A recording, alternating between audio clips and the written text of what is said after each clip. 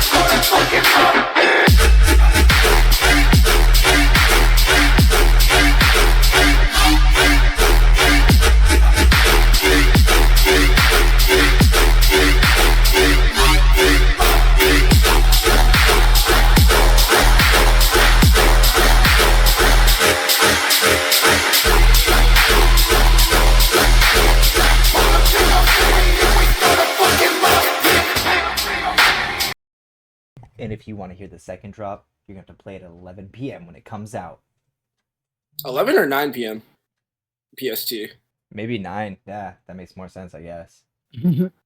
Streaming is weird, man. They'll throw it up at like, I think it's usually midnight East Coast. Midnight East Coast, yeah, which ends up being 9 p.m. PST. So but some people are different, though. Some people are weird. We can play that end of it at the end of the stream.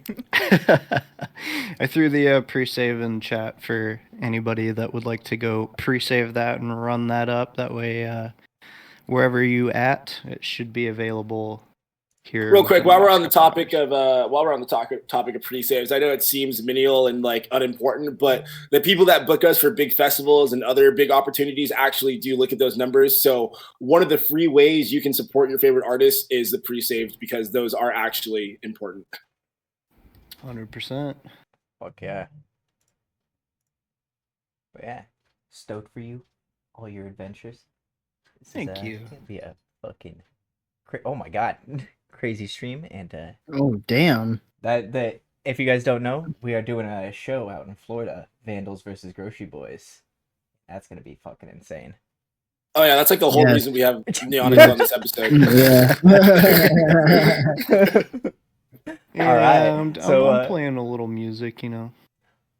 So we got a few people in the donos already. Vayuta donated $30 to skip the entire line. So we're gonna start with some beautiful music. We're going from rhythm straight to some beautiful fucking, I don't even know, some baby. Wait, is this a jazzy dude? Yeah. But yeah, then we got Lodian, who donated fucking before we even started the stream. Well, Lodian, Jackson, Mike Shift, Speed Shift, and then Nair, Uvalid, BBX, Frogor, Yucky Charms, Devil, Convict, Invain, and Base Galaxy, all in the dono That's a list. lot of donos. Shout out to all you guys. Yeah.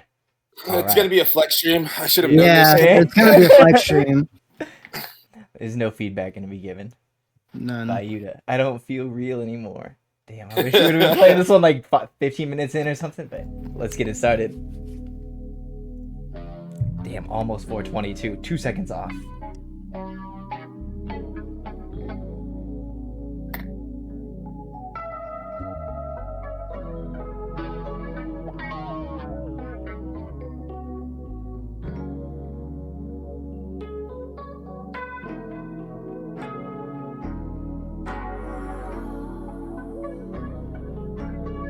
I don't know why I have my feedback face on, even though I know I'm not gonna have any feedback.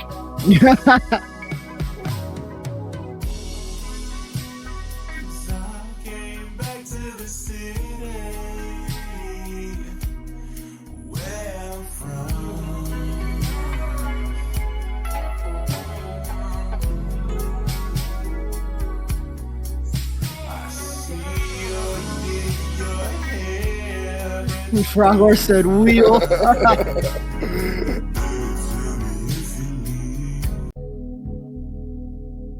We got 2 wheels. God damn it, Night Frogor. I also turned this shit up immediately because I wanted to hear. Oh fuck, let's go. That's why it was. That's I'm dumb as hell. All good, man. That- Got it. Yeah, Spider, thanks for the sub, man. Appreciate you.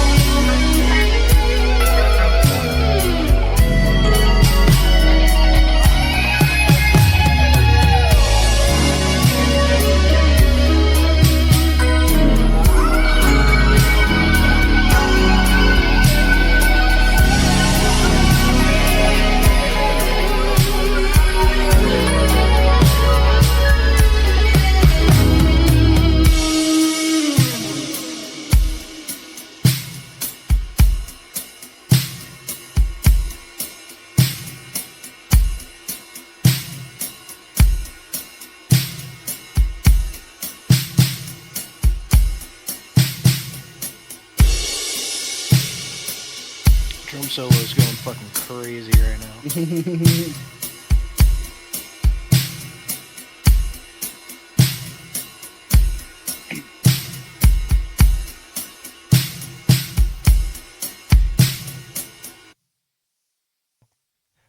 That made me realize that everything is cool and everything is okay.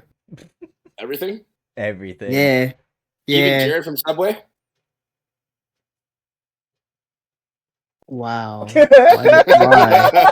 Why? Wow. What the fuck? What the fuck, man? Oh, Sora Dubs. Oh man, yo, dude. So this is one of those tunes. Like, I grew up in a black family, surprise. But my grandpa was a very heavy enthusiast of jazz, and you know, one of those memories I like equate with him is just leaving home from church. We'd have our little grandfather grandson time, and he would just play jazz all the fucking time, and I hated it. Jeez, fucking it's hated almost it. like we had similar upbringings. I fucking hated it. Religious grandparents and jazz, man. But anyways, as I was sitting here, I was just like, dude, I really want to show this song to my grandpa. I feel like he'd love this. And I don't know if I'm just getting to that age where I'm starting to appreciate that kind of stuff for what it is, or if I'm starting to appreciate that, you know, mundane time with family now that I'm looking back at it older. So the fact that they were able to bring those emotions out of me in, you know, 4 minutes and 18 seconds speaks for itself. So great job, dude. First song on peer review to actually show your grandpa too. Oh God, only song on peer review. Yeah, that shit was beautiful. I don't know what else to say. You always just come in here flexing, and I appreciate it every time. Mm-hmm. Damn. We really should just have this dude do our outro music. We should have him make the fucking song, like the theme song for peer review, like the intro song for peer review. That would be tight. I came in here expecting like quarter notes like right off the bat, but I'm getting like fucking mad 80s vibes, and like, I mean, if I need to like explain why I like that any further, I'm like, holy shit. Just like, I'm not saying that like resonated or anything, but like, you know, it kind of is like 90% of my upbringing. Fuck yeah. Well, fuck with that. we're gonna play another Vayuta song at the end of the stream too to cleanse our palate at the end. Let's go. And maybe even in the mid section too. Who knows? Who knows? Yeah, for real. Next up, I believe we got Lodian. Lodian with Hesitant Heart V3. Every time we say Lodian, I want to do the fucking 90s Nick. Nickelodeon. I don't know if you're fucking like playing shows yet, but dude, like, please can you do that? And then like do the Nickelodeon version. Like the theme into this like some crazy fucking square 4. That would go crazy. All right, Hesitant Heart V3 6 months ago.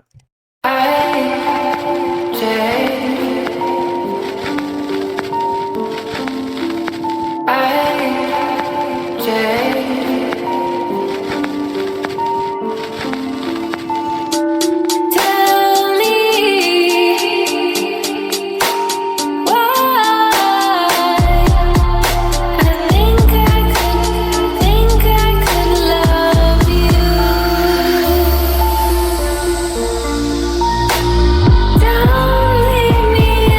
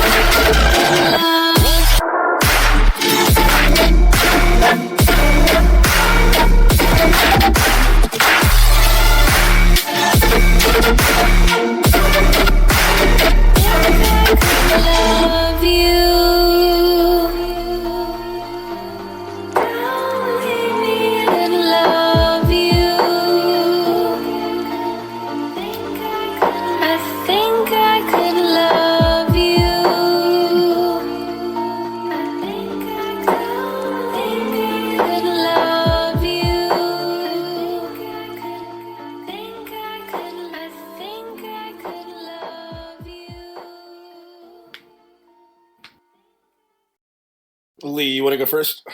Yeah. I fuck with that idea a lot. There's a cool trend that I've noticed with a lot of the more like melodically influenced guys mainly, that do this kind of like, the best way to describe it is if you took like a classic like trance melody but big roomified it and then made it dubstep. And like, I think that sound has like a lot of potential going forward, and this does a really good job of that. The only real concern that I have with it, and it might just be because it's SoundCloud at like being the fucking like worst audio streaming platform of And all time. we're also running it through Discord as well. Through Like, Discord, double yeah. compression. It's just like it sounded doubly compressed. So I'm sure it's probably just that compressing it, but it did sound a little slammed where I feel like it could have a little bit of room to breathe with some of the reverb being so thick on everything. But again, grain of salt, that could just be like the fact that I have like double degradation going on. But like the idea is fucking sick. Yeah, agreed. I like that. I like that you change the second drop up a lot, but you still keep like the familiar sounds from the first drop. You do this a lot where you kind of like switch your drums up, and you do it in a really cool way that like just it hits nicely. I think I can build off what Cam's saying because that's one thing I wanted to point out. But before I do that, this is one of those songs where I feel like a lot of people, they throw vocals or, samples over a track and just say like, fuck it, there's vocals here now. This is one song where I actually feel like I give a fuck about the vocals, and I was not singing along, but I was really following what she was saying. So the first drop sounds like an expression of emotion that plays off of her vocals, and it sounds like she's crying, she's confused. And the second drop, it still sounds like she's crying or whatever, but it sounds like a more angry, a more distraught, but it's still like one kind of like emotional session, if that makes sense. But that all that's to say is like the way that the emotion carries on and evolves throughout this track is something that you did very well. And there is no and like this is sick. Yeah, I don't think you've said anything in that has disappointed us so far. Like, you're just a creation of atmosphere, and use of vocals is always spot on. Like Devin said, like it was getting stuck in my head almost a bit, like, and that's what you want with a fucking song, something that actually sticks in people's head and makes it stand out, opposed to just fucking the same notes over and over again. You do a really good job of making melodic music that also still has like a little bit of like some bite to it, like some heaviness to it, which is really cool. I think it's a very cool combination of both. Yeah, and not to like instantly piss on Cam, but instead of melodic, I think a better way to say it is melody driven, because like once you say melodic, you're kind of like pigeonholed into Seven Lions, stuff of that nature. But real quick, Zen, I see you in the chat. Happy birthday. Zen is a fucking... Oh shit, it's Zen's birthday? Happy birthday, Zen. Well, it was birthday a couple days ago. Sick Happy DJ from Chicago. Great homie, great producer. Go ahead, check him out. Super also cute. In chat, we saw fucking Death Floor from French Guatemala. Sorry, I always fuck Guadalupe. French Guantanamo. Yeah, if you guys see my sets, I'll actually be opening up with a Death Floor tune. So when you hear me playing Impending Doom, you can thank him because it's his remix. Shout out Death Floor. First time shout out Islander as well. In a fucking minute. Oh wait, no, I was right the first time. It is French Guadalupe. Oh shit, that's crazy. That's a real place. Yeah, dude. Wow. Okay, next up we got Mic Shift. Oh, shout out Mic Shift. I love Mic Shift. Same. Party fee. Yeah.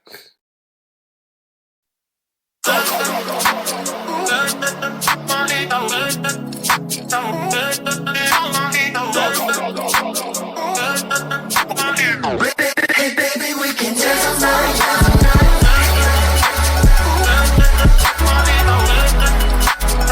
Shout out Crucial for the gifted. Hey baby, we can dance all night. night, but your body feet on right now. I wanna dance all night, but your body feet on right now. I wanna dance all night, but your body feet on right now. I wanna dance all night, but your body feet on right now. Here we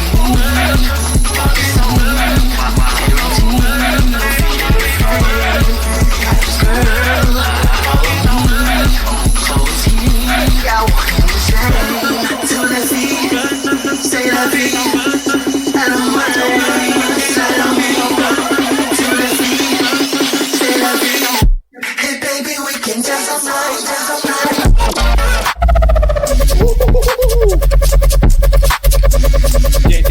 Baby, we can dance all night, dance all night. That's the wheel.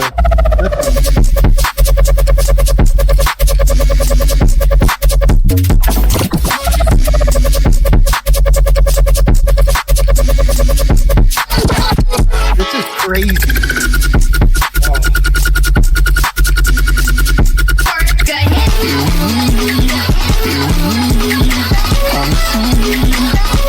Baby, we can.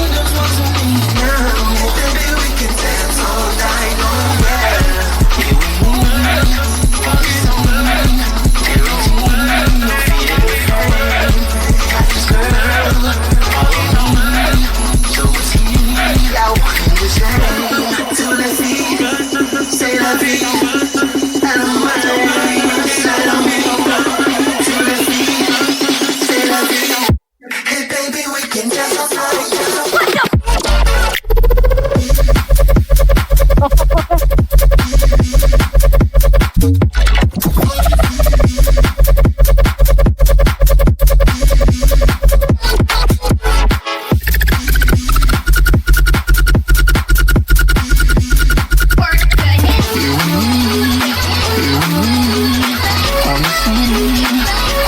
Baby, we can.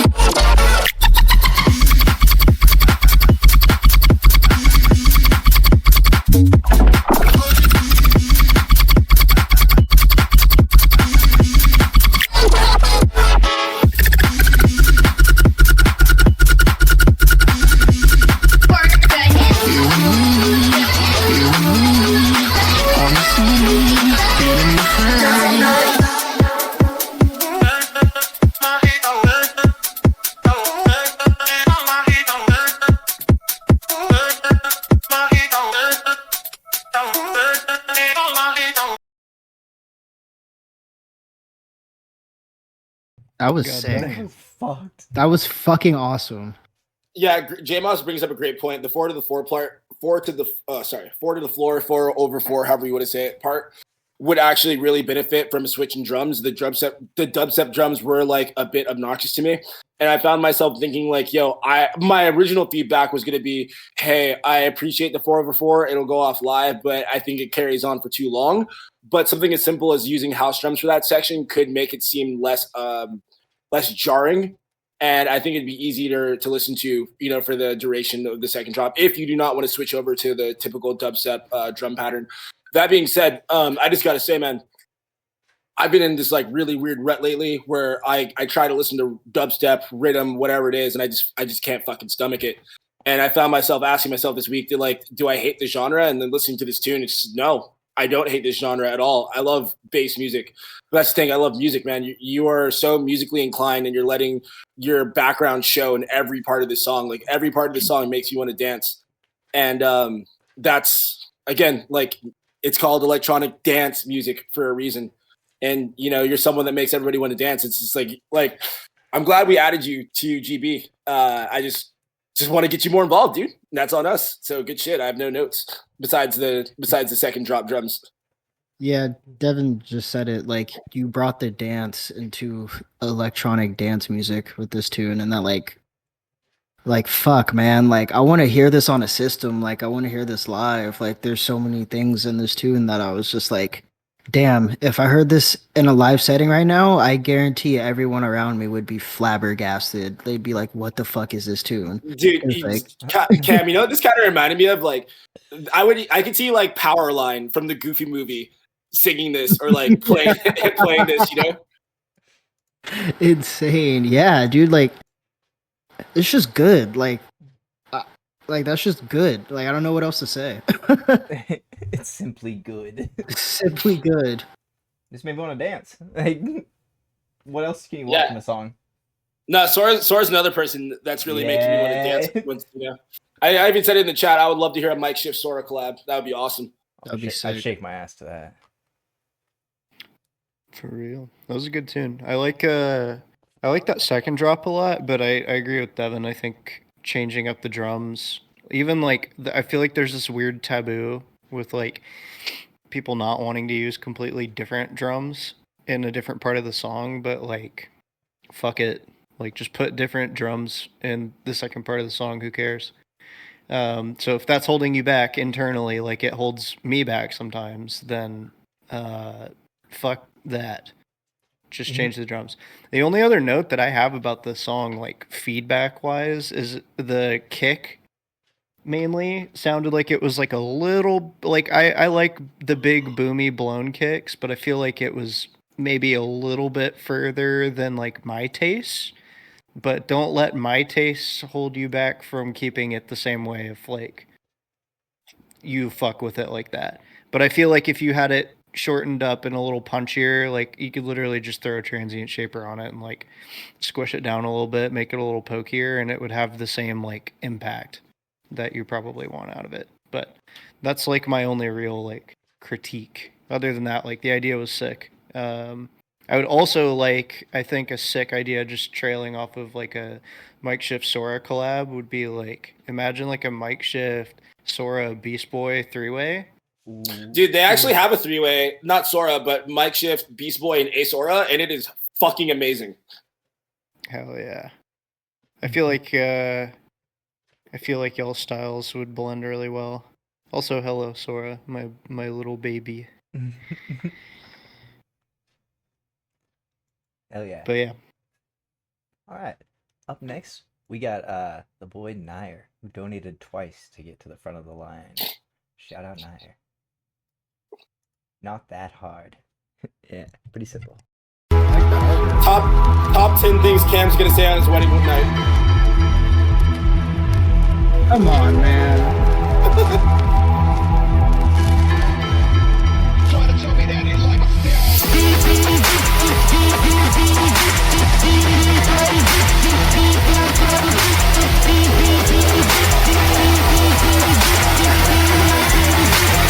Trying to tell me that he like a stealth.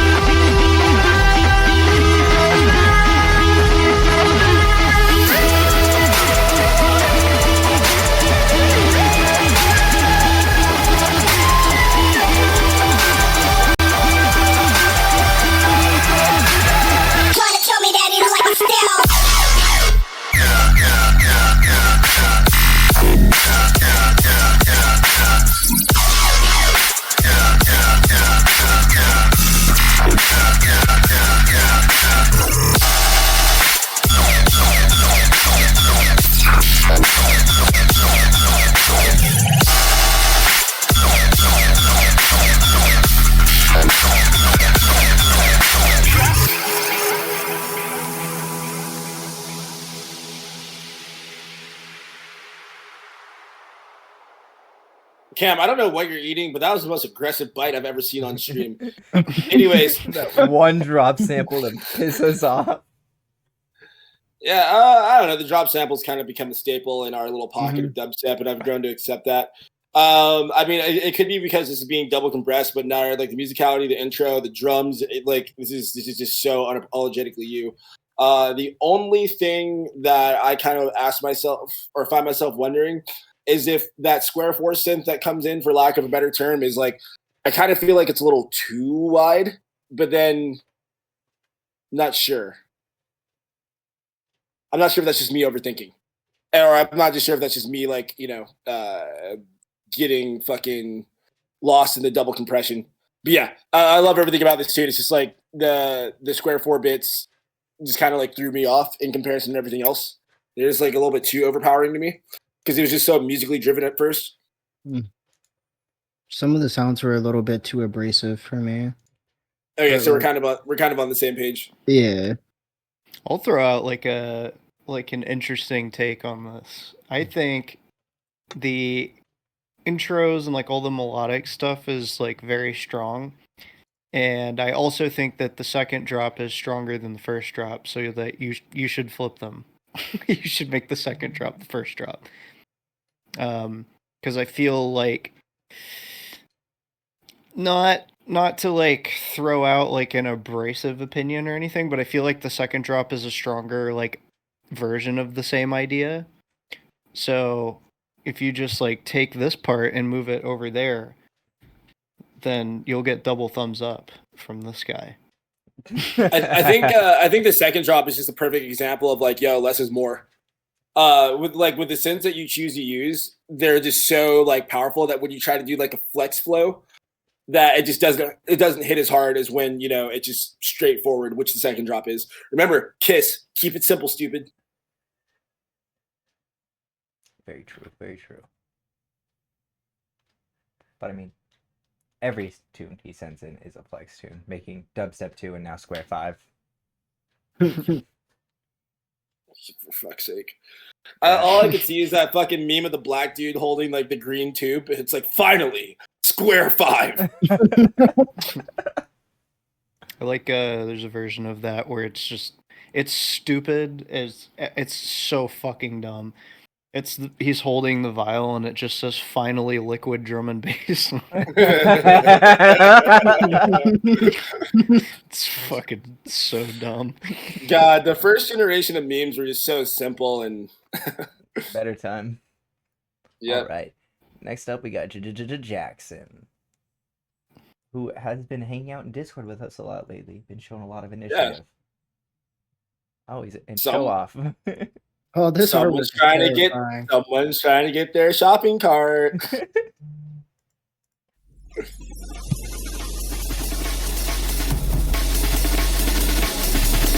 art is like what my stomach feels like right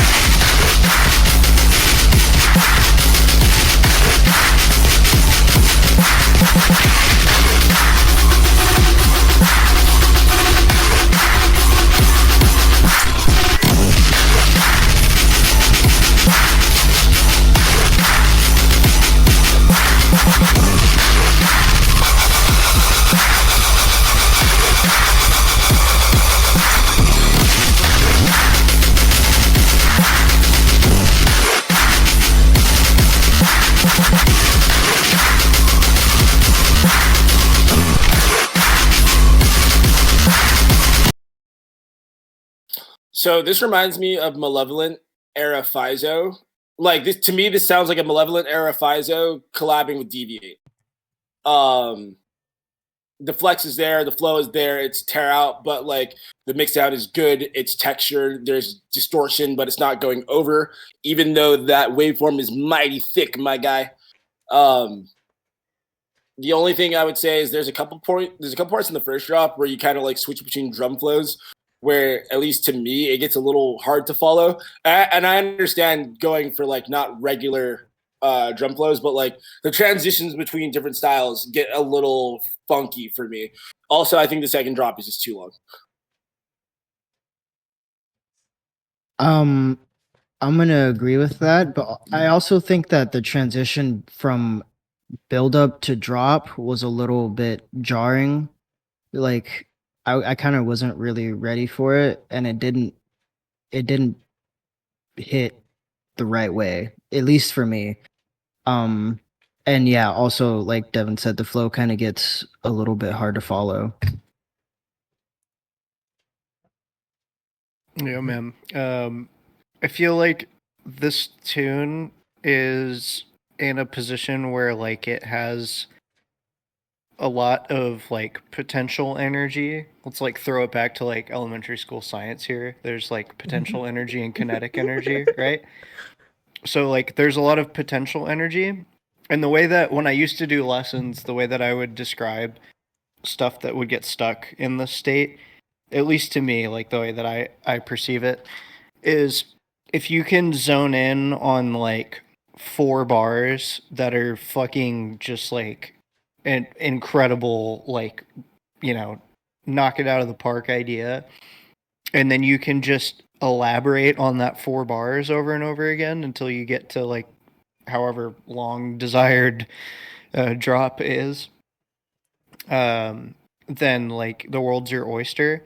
But I feel like this is, and I used to do this too a lot just because I couldn't like fucking make up my mind mainly, but like I feel like it kept trying to elaborate off of the one like idea that it started with, and it never kind of came back around to that central idea.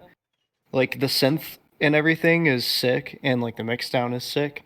Everything is there, but it feels like it kind of just goes and it just kind of disappears off frame, which when you think about songwriting as a whole, it's like you want to have that like moment where you kind of circle back home and internally your brain is like, oh, like, yes, here we are again.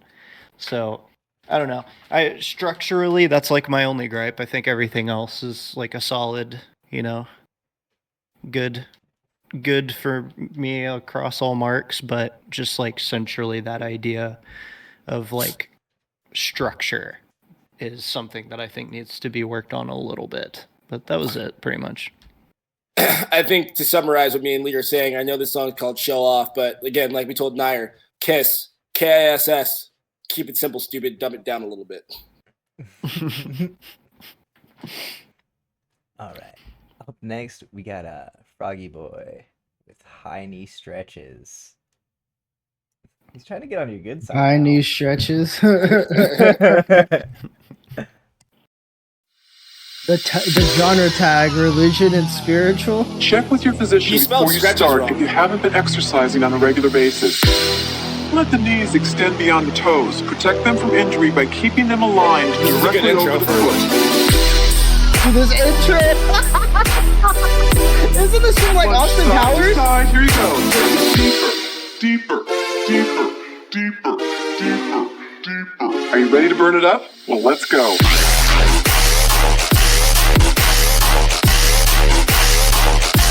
Low and slow.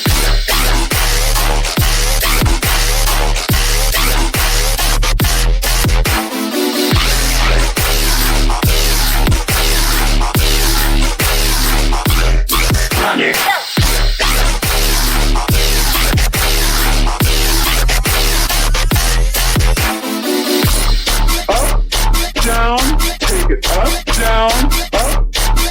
Feel the stretch in the calf.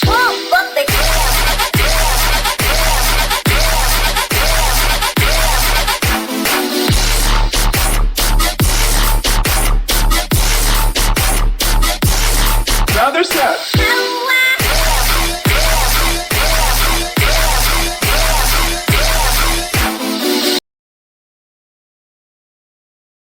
Okay, I like what you're doing with the whole like callback to the '80s, you know, Richard Simmons kind of like Jim VHS thing. Yeah.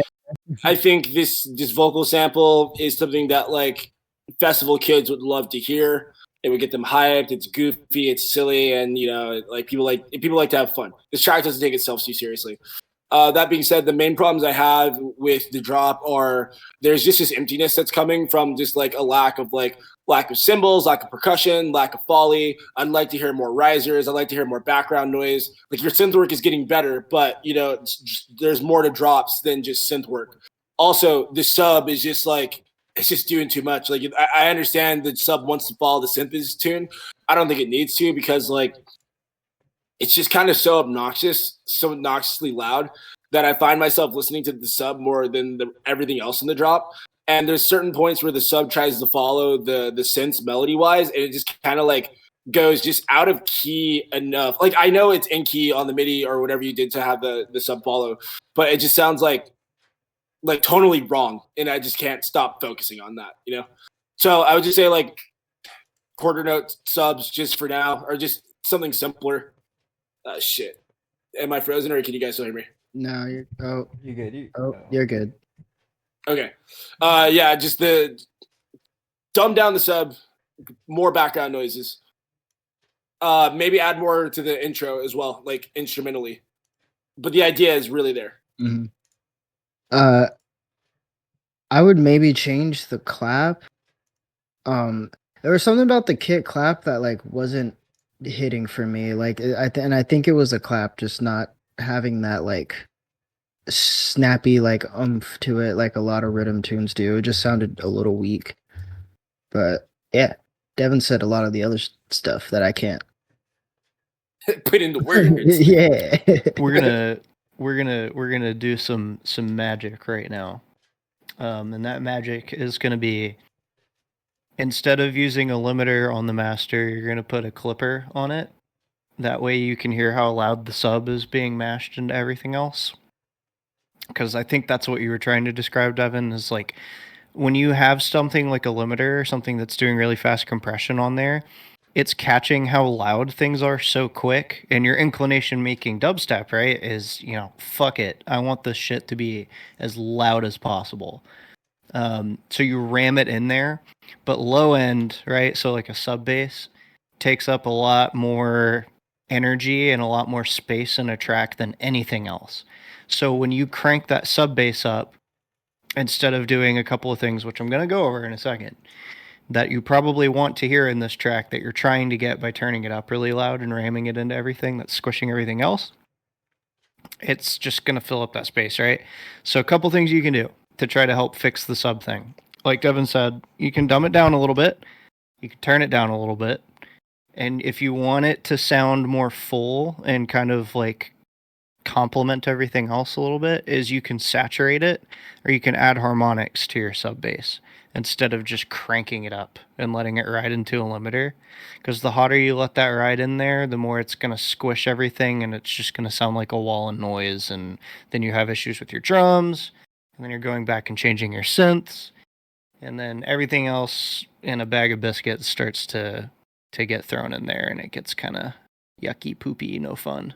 So that's my tip and trick of the day, is if you are using a limiter, which it sounds like you are on the master, just take that shit off, put a clipper on there. You will be able to hear how loud things are, and you can kind of bring them back down to earth subjectively, and slam them back in if you want to. Doesn't matter. But do that. Try that. It'll help. I promise.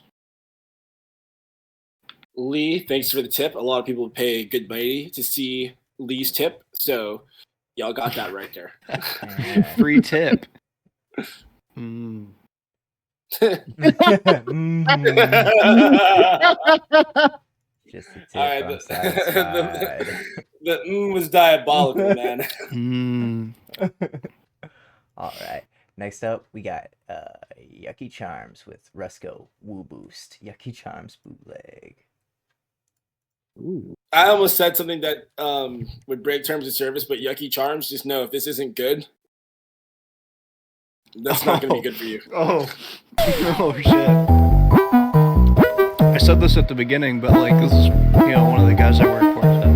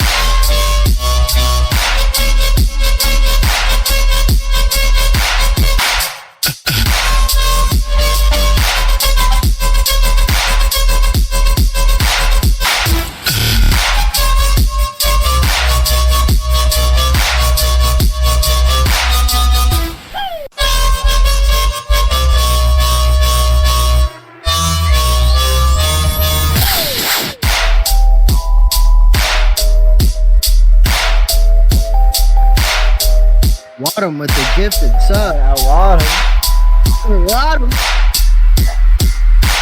I'm pretty sure Def Floor just donated 100 bits. Yeah, I want to thank you for that too. Oh shit! Thank you, Death. Shout out to Lord.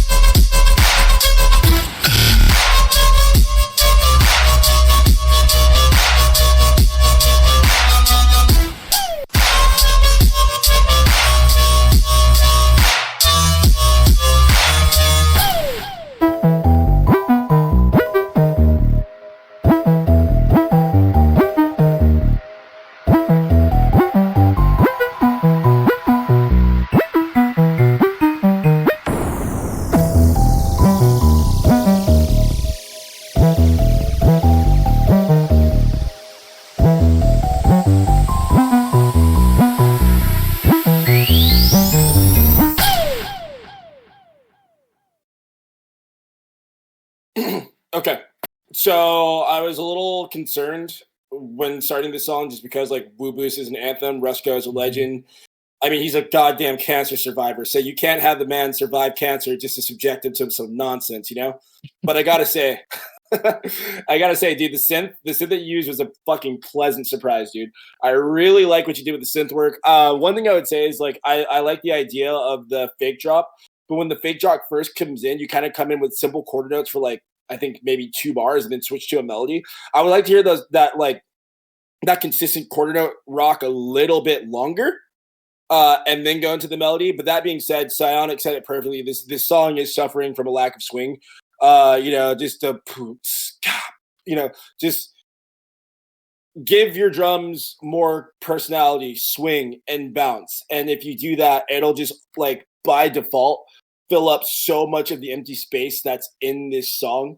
You might be trying to copy the original drum flow. It's been a while since I've listened to Woo Boost, and I honestly never just, like, dissected the drums like that. So you might be trying to do a 1-for-1. That being said, also, I think the snare you chose is shit. I think you're going for, like, I mean, dude, I'll be honest. When the snare is shit, it's fucking shit. I But know, like, it's just the way you say it every time. It's so funny, bro. it's just like I think it's mixed in there well enough. But dude, just pick a different snare sample. You know what I mean? Like that super mid 2000s snare. Like I don't think it fits here just because like your synths are just your synths are more modern. So I think in this case you need a more modern snare. But again, kind of like we said I told Frogor, I want to hear risers, I want to hear background noise, I want to hear foley, I want to hear more percussion, I want to hear swing in your drums. There's one thing you did on the second drop where you brought in the melody. I thought that was really cool. That helped you a lot. But then it's a lot of this track just sounds empty. But like, dude, this is a really good skeleton though. A really good skeleton. Skeleton. It's a Yeah, skeleton. Yeah, Skeletal. great skeleton of a tune. I'm gonna Control C, Control V the last feedback that I gave from that other song and just paste it on this one. That's pretty much it. Just if you didn't see the last one, then turn it down. I am the last person that should be telling y'all to turn that shit down. I should not be that guy, but just fucking turn it down a little bit. I do think the snare is too big. Like if you're trying to emulate the Woobish drums, then you got to go like small, tiny, dry drums. But other than that, just turn it down a little bit, man. Just cool it off a little bit, you know? It's like trying to put a fresh spin on something doesn't mean that you have to like do it to the same volume standard as like fucking your favorite tear out song, especially if it's fucking Woo Boost. Like, just turn it down a little bit. Everybody said everything. I will say that I do like the flow. Dog. Okay, that was well played, Yucky. I'm about to dox him again just because it's fun to say his name. Alright, next up, we got Speed Shift. We had mic shift and now we got speed shift? Yeah. They related? First mission. Dude, are you gonna be a shift? Incapable. Speed shift. Stick shift? Just go ahead.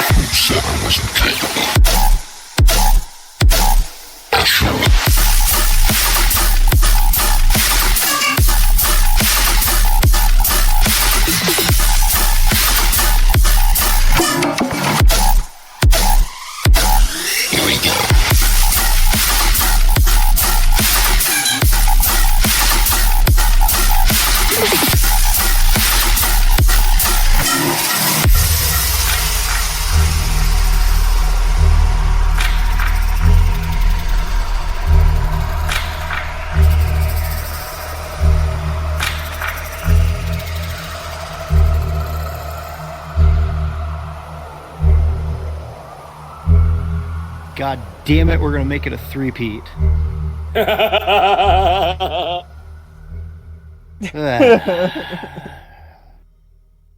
Fucking ooh. Actually, two things. I'll add to the fucking turn it down thing just to like an extra note there too. Like I feel like the intro and everything is like creates a cool atmosphere that is almost completely like neglected entirely in the drop, where like it goes from like very wet and reverb and wide and like fully encompassing into very dry and like in your face and personal, which I fuck with, but it's very, very polarizing.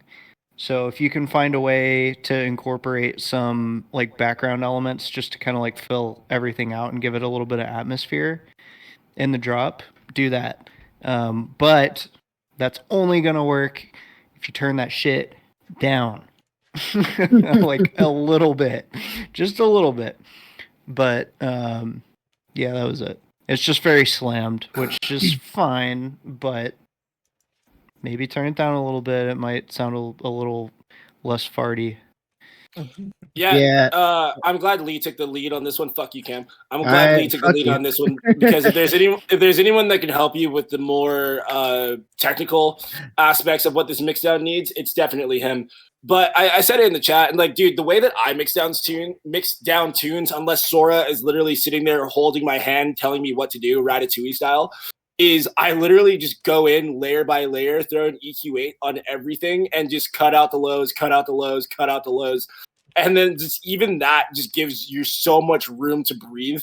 And I know that's a very, very bare bones basic. Like there's probably some producers in there losing their fucking mind that I said this, but just do that for now. You know, just cut the lows out of everything, the majority of the things. You know, because like, dude, there's so many cool little tones, and like the flow is good, and like I feel like every synth here serves a purpose, and there's like these cool little glitches and fills, but there's just so much distortion on everything that like I was able to listen to it and hear it because I was, you know, that I was like hyper fixated on it. But like it would be a tragedy to have this cool of a song with this sorry, I'm stuttering, with these little cool like personality moments not shine because of Tear Out Slam Mixdown Skeletor Special. Yeah, Jackson caught it straight right there. He caught it crazy straight. Oh man! They're calling you out for rage baiting right now. That's crazy. Yeah, they both said a lot and everything. But one thing I would like to say to piggyback on what Lee said is like, you have like with this intro, it sets this tone. Like the intro is like almost like this like go to war type like atmosphere, and then like all of that is kind of like lost in the drop. So if you could continue that within the drop, would be really cool. Maybe take some of those like synths from the intro and put them in the drop. True. Based. Facts. Real. Very true and real. And real, dude. Alright. Next up, we got BBX. And I'm going to update the queue right now. We got fucking way too many of you guys. But yeah, I will be putting it in chat. BBX, Boiz, Giku, Flows. Let's see what you got. BBX is such a fun name to do. It's almost like BBL, but with an X. I fucking hate you, dude.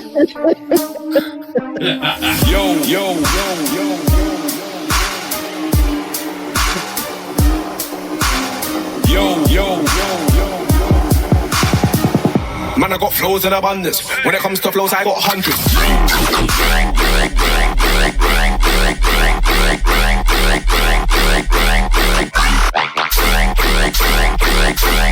Flow with a century, spray like a century gun. Getting danger and get spun. Yo.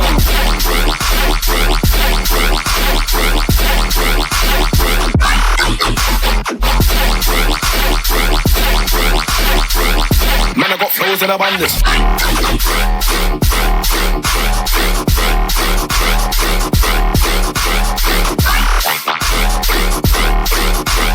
Please don't stunt, no, please don't stunt. Think them boss, they're gonna end me some wolf. Yo.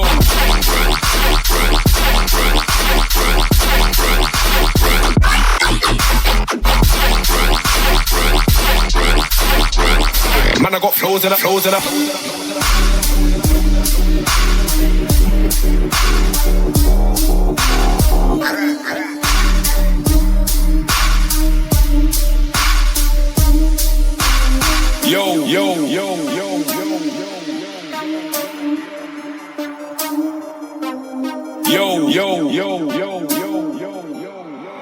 Man, I got flows in abundance. When it comes to flows, I got hundreds.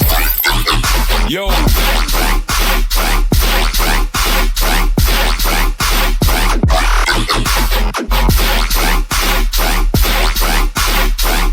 Man, I got flows in abundance. Yo.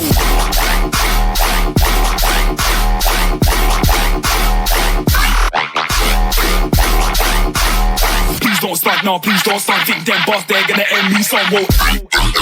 Yo. Man, I got flows in a. Yo.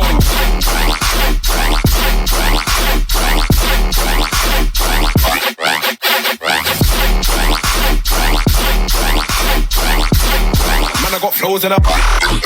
Yo.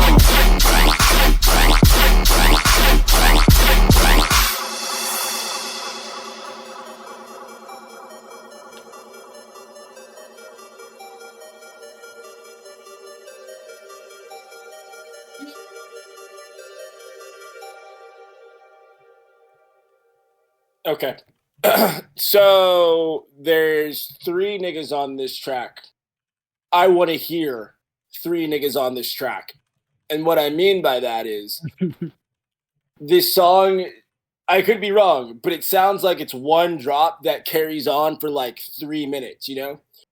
I want to hear an undeniable Blaze section, and then I want to hear an undeniable BBX section, and then I want to hear an undeniable Giku section, you know?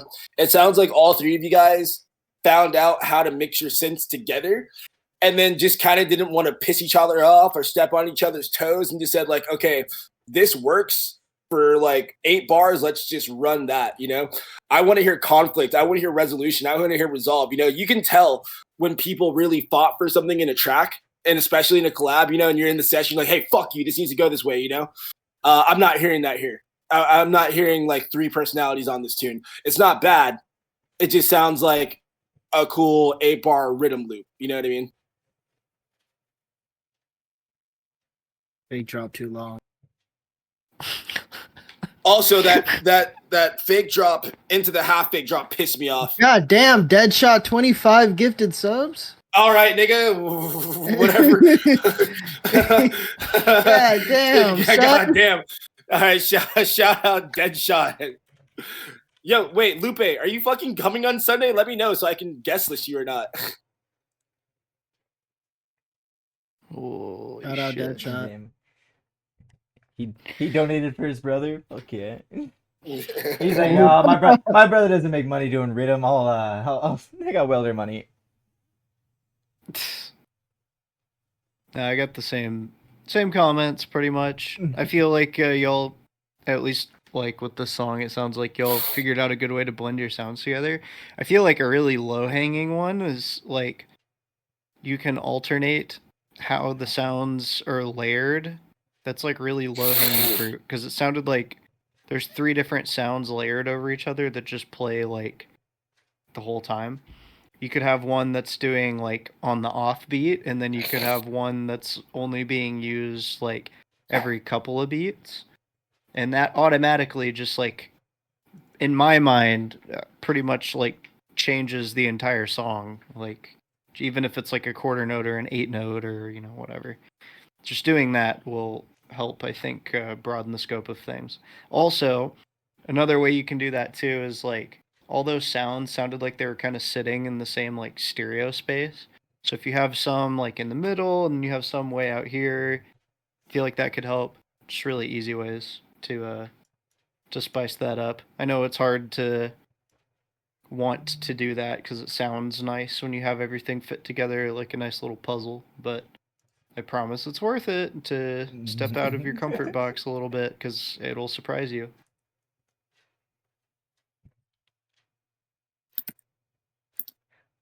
But yeah, that's about it on my end.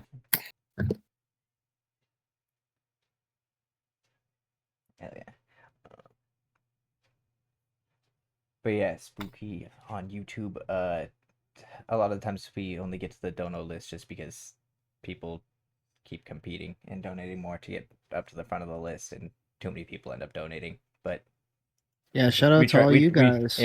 We appreciate it. But we try to get through all that and thank you for giving us money. then get into the regular email submissions as well. But we usually get like 200 to 300 submissions per stream and only get through like 60 or so, if that. Not even that, probably. That's fucking. And we can't promise anything, man. But if you're in chat, like showing your name, showing love the entire stream, sometimes you make time for people like that. You know what I'm saying? So like, you don't have to hang around, but if you're feeling lucky, hang around, bring a good vibe. We might be able to get to it, man. Yeah. All right. Next up, we got Club Antsy. Stun Gun V3. Dude, Club Antsy. You're already giving yourself feedback. I remember this guy. No, I was gonna say Club Antsy. Like whenever I hear that name, it just makes me feel like when I'm at the gym and I just have way too much beta in my skin, and it feels like there's ants crawling inside me. Club Antsy. Beta. I met them at Desert Dynasty. They're super cool. Super cool. Fuck yeah. Baby extras.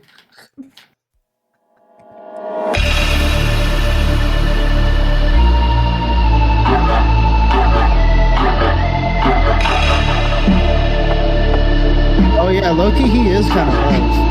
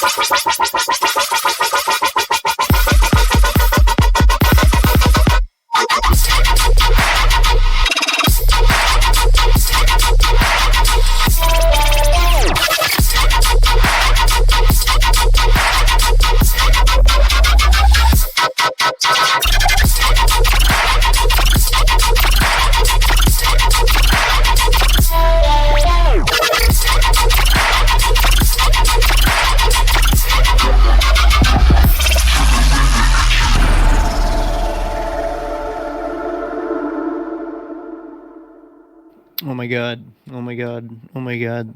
Oh my god. Oh my god. You're gonna really love this this bit of feedback because it's like I feel like a fucking fraud. But like you should take the clap on this and you should turn it up a lot. Like this is one of those tunes where like I feel like the clap being like fucking super snappy and blown would be like crazy because the kick sounds good, so it would make it really stompy. So it would go like kick and then the clap would be really long and weighty if you beefed it up a little bit. The only complaint that I really have about this song is you got to get those fills out of there, man. Those little melodic fills. The little motifs. Yeah. I think the motifs would be okay. Hear me out, and you can disagree. The motifs would be okay if the section following the motif wasn't a almost 1-to-1 repeat of what came before.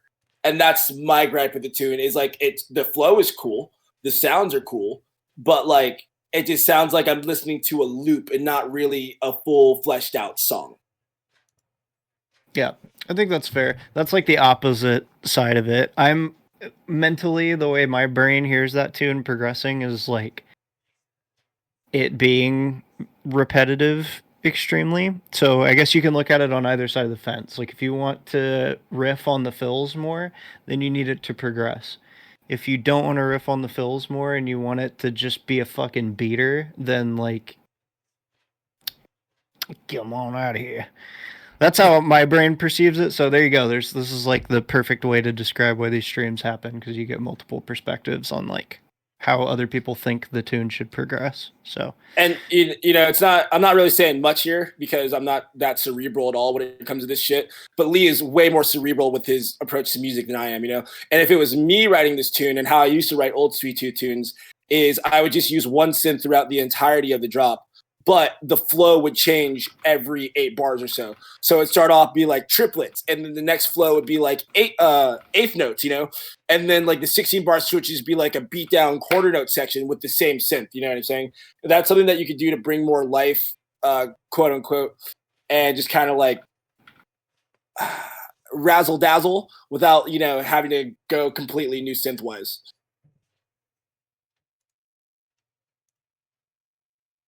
True.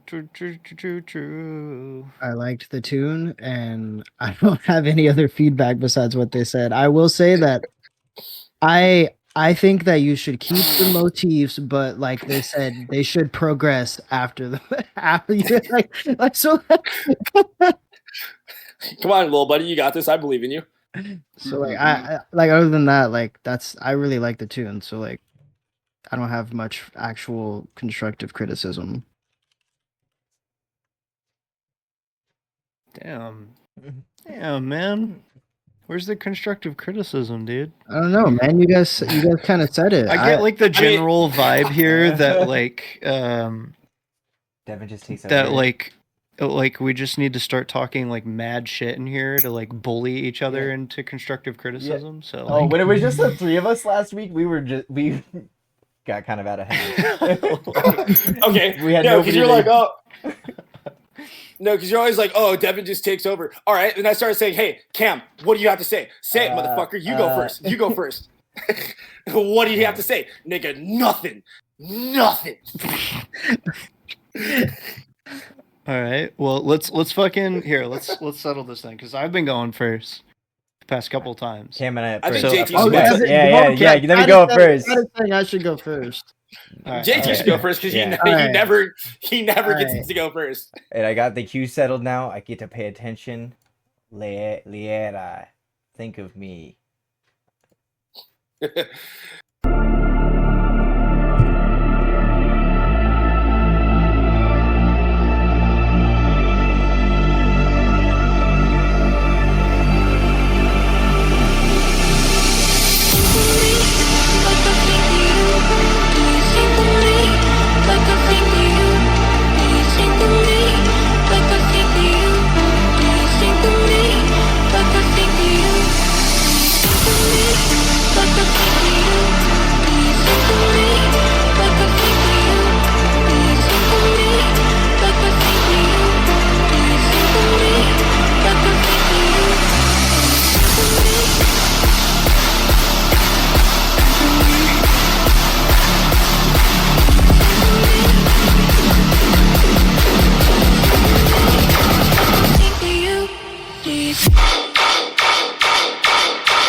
Fuck you.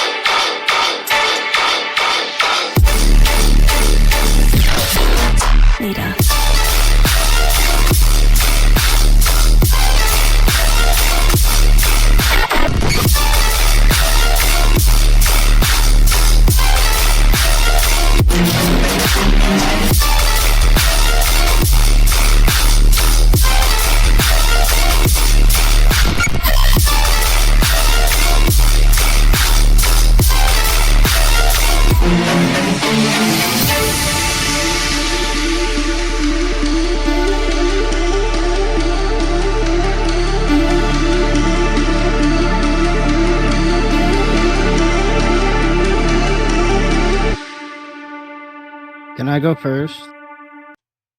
Fine. All right, this little known tip. Instead of putting go. No, so like I really like this tune. I like the intro. I like the art that you have at the beginning, like the little trancy ARP. I like the Reese in it. And I like the drop. And Duran in chat says that you should get rid of the melodic elements. I disagree.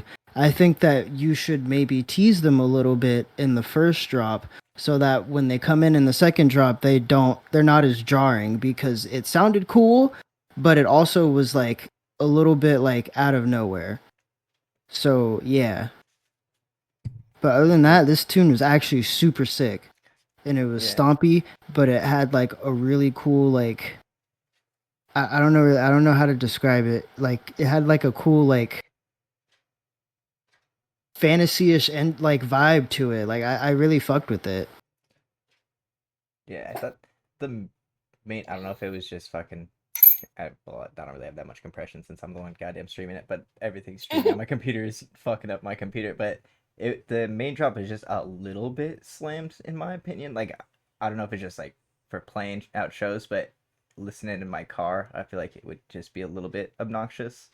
But I don't know, everything about it was fucking beautiful. I really like how the vocal came in, like on the pre-drop when you dipped, it came in very like crisp and clear.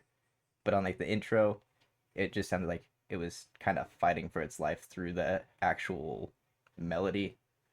But I don't know if that was just brought up just a tiny bit or cut through just a tiny bit more. I think the vocal would drive it a little bit better. He is cutting in and out a little bit. Sound Damn. Fuck. That's what I'm saying. Yeah. This computer. Okay, so I'm just gonna myth bust real quick. When you guys see me on my phone, you guys always think I'm texting, but I'm actually taking notes of what I'm gonna say so I don't get lost, because I have ADHD brain and I can go on these little tangents where I completely lose the plot. So first thing I want to say is like this mix is incredibly slammed. Like the bass has a nice tonality to it that just gets lost in distortion, and that's just something that's been an overall theme of the entire night. But I think you understand mix sounds well enough to like control the distortion a bit. Secondly, when you bring in the vocal during the drop, you need to bring everything else down. Have like literally duck everything else, because the vocal is just fighting for its fucking life to be heard. It's just so far in the background during the drop. So like bring the vocal down, because you're using that to be a separation between flows. I understand that. And then to address the motif. So I think the motif is easily the coolest part of this song, and I both agree with Cam, but I would do it a little bit differently. What I would do, right, is I would build up the second build up. I would tease the melody, right, with a lower synth, have it go ba ba ba ba ba ba, and then have it go ba ba ba ba ba ba. And then on the second drop, only have that melody come in. So it's like dun dun dun dun dun dun, and then synths. Dun dun dun dun dun dun, and then synths again, you know? So it's just a call and response. That melody is so fucking cool, but having it be a call and response to me would be way more effective. Yeah, so, you know, that's what I'm saying. Tease the second melody on the midsection build up. Exactly.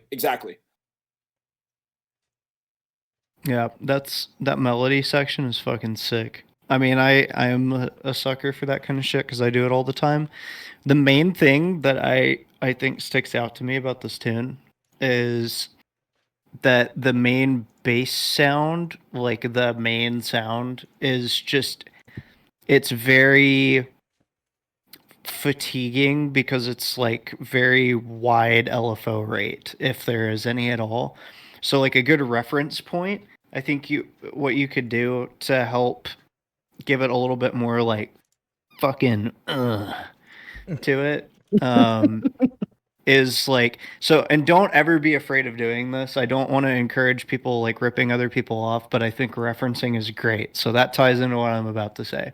So like if you listen to that one Marshmello Sudden Death tune, Ceremony, it has kind of the same vibe of especially in like the melodic part, where it's very stompy, but it's very melodic, and it's like a wall of noise type of bass. What makes it stompy though is that they have like an LFO that's cutting it just shy of where the next kick starts. So it gives you like a little bit of space in between. So it's not just like a constant note from kick to clap or kick to snare. So if you give it that little bit of extra roll off, so like I want you to imagine like in your brain, I don't know which way is fucking the correct orientation on the stream. This is your wall of noise, and then just kind of roll off the bottom end of it where it goes into the clap, like just slope it off so that there's a little bit of like negative volume, just zero space before the next clap, and that shit'll fucking smack.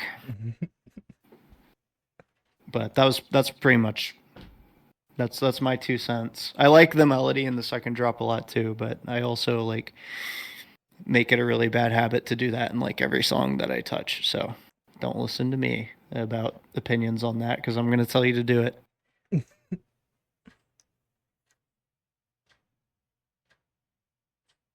Hell yeah.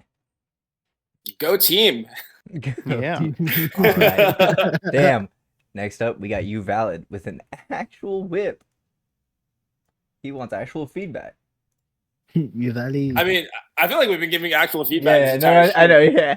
I'm gonna say, This- like, this- am I not giving actual? No, do no, I no, need no, to no, just no. be like No. fucking? Do I need to be like mean? Do I need to? I Yeah. could like throw some shade at people that do give feedback on the internet in the dubstep scene. Do I need to be like them?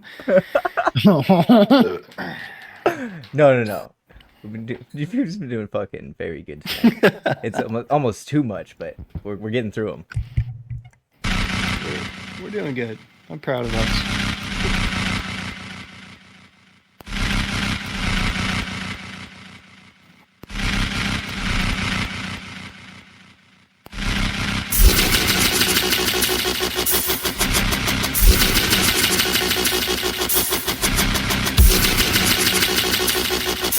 I really like this intro.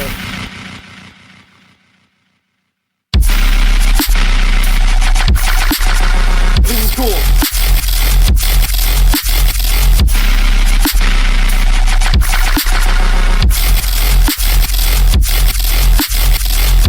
This is really tight.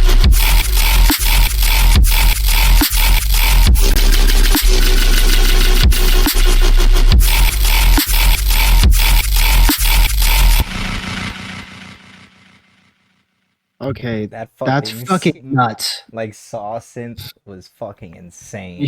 Yeah, the synth work here is crazy. Like The drums are crazy. The texture is nuts. Yeah. Like That's what the Ye- number one thing I fucking love in songs is Oh, some sorry. texture. Yeah, and it was just crunchy as hell. it's a tad gritty, but like in this case, I think it adds to it. Just like, all right, I'm gonna use an offbeat comparison. It's like watching an 80s horror movie. I don't want to watch an 80s horror movie in HD. I want the VHS effect. I want it to be a little like imperfect, and that just adds Almost to like the that- overall. like film grain effect. Yes, that's what I'm looking for. Yeah, Yeah, I want the yeah. film grain, and this song is like the musical equivalent to that. And I want to figure out where to place this song in my sets, but I would actually have to this song is so different, and this may sound dumb. I would have to spend 10 minutes getting in and out of this song. You know what I mean? Personally, with how I play. But this is really fucking sick, so please send me this when it's done. I love this. Yeah, that was tight. It is a very fire song. I'm a dubstep hater, as they say. So for me to enjoy a dubstep song is something, and I enjoyed this song. I will give you the actual feedback that you so desired, though. I think this song would sound better with a dry clap, like an 808 clap or a 909 clap, and that's probably a hot take. But Hey, what about a 619 clap?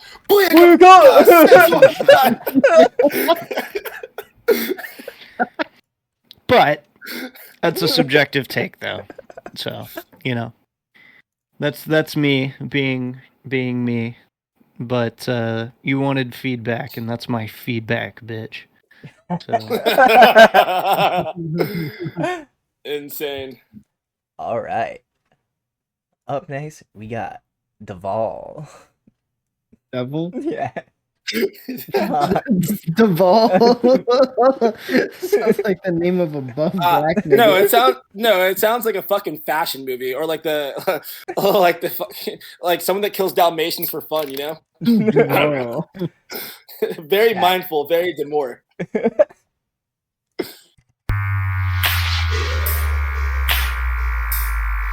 Robert Duvall.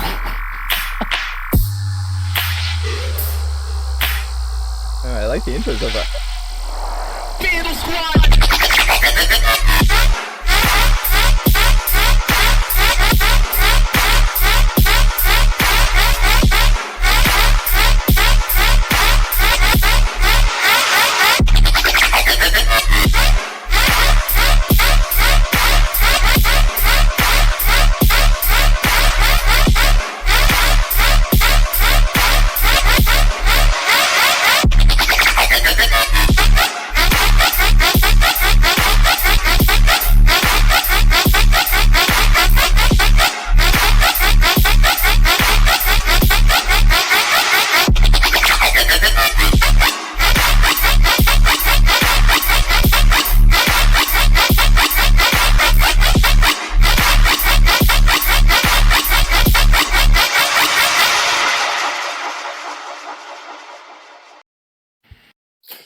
So I know you're in Vandal. My only take from this is it just sounds too Pike to me. This is very good, but I don't hear Devil. I hear Pike. And, you know, like maybe this is your way of learning to be more traditional square 4 rhythm and whatnot. So it takes a little while for your personality to come through. I'm just like currently right now, I don't know what's happening in rhythm. Everything to me that's coming out either sounds like a Pike ripoff or an Onara ripoff. So like I just want to hear more originality in this, but it's good. It just sounds like Pike. God damn. God damn. I am gonna take it a step further and kill this nigga's aspirations. No, I mean, I've been around for so long, I feel like I've earned the right to be like a chronic square 4 hater at this point. So please please please please please square 4 users, pick a different version of the index slider to use. And then you'll be good. That's pretty much all the feedback I have. Like, if you just like change it up a little bit, just a little bit, you'll be okay. I feel like that's the most like neglected thing when people go for that sound, is that they don't fuck with it enough. Which is like, if you like that sound and that's what you want to make, then great, you did it. But I personally, I would move the index slider like. Just move it around. There's like, you know, a whole spectrum from left to right, and like some knobs you can use to like move it, and if you move it around a little bit, you'll be good. But that's my fucking whole thing about like where rhythm is at. That's why I said I'll take it one further, is that I feel like that's what everybody likes, so I can't really complain about it. Otherwise, I realize that I sound like every generation of dubstep producer before me that just shits on everything that comes after it. Which is inevitable, by the way. You'll get there too someday. So heed my warning. But just fucking, like, if you're happy making that, cool. If you're trying to like diversify on it a little bit, it's just fuck with it a little bit more and you'll be chilling. So there you go. There's my fucking 16 fluid ounces of haterade for you today. So Blessed 5000, real quick to elaborate on that. It's not that people hate square 4. There's two, in my opinion, Lee can maybe correct me on this, but there's two great square 4 eras, you know? There was like the 2013 to 2015 where everything sounded like Pass Out. And then there was like post-Infect Lost Lands till now, where people don't know how to sound like Infect quite yet. So everyone's sounding like Onara or Yax. And it's not that square 4 inherently is bad. And it's not that any of this is bad. We're just hearing too much of the same thing. And this isn't a dig at Devil. It's not, because people are kind of thinking that like, oh, this is the genre, and it's just inadvertently being pigeonholed to sound like two songs. And I want to go back to pre Pass Out Rhythm, where it was like more about like rhythm and flow and less about square four. Exactly. And it's the same thing too. If you look, this is where I'm basing all of this off of too, is if you go back in time, like 24, we'll say 2014 through like 2018 was the same problem, but sounding on the opposite end of the index slider. So like that's always been my biggest gripe with this shit, is that it's like people are either on this one side of the sound or this other side of the sound, and there's so much shit in between that you can play with. And I want to hear more of that. There's nothing wrong with this tune. But if you're trying to like take an angle that's going to be like, oh wow, this is like a crazy rhythm guy song, then just fucking do your thing, man. Don't be afraid to fuck around with the sound a little bit more. But so real quick, deviate to build off what you said. The first trench movement with Getter, Algo, Dubloads, Deemed, and etc. was tear out with rhythm mixdowns and rhythm drums. And the current trench movement with Samplifier, E-Craze, Infect, etc. is the opposite, which is rhythm with like tear out mixdowns. I don't know. I'm just pointing out a little fun fact. Yeah, it's interesting to see. Flipping.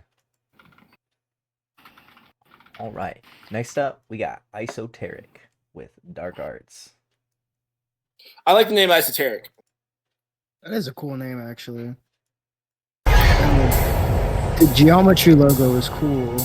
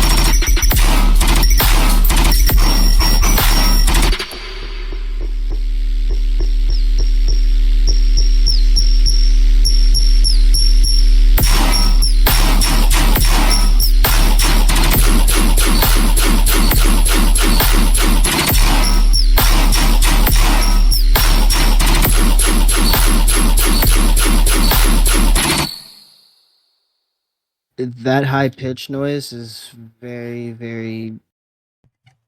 It's a lot, and then in the second drop, it almost clashes with the synths in a way that it like just isn't satisfying to hear in the ears.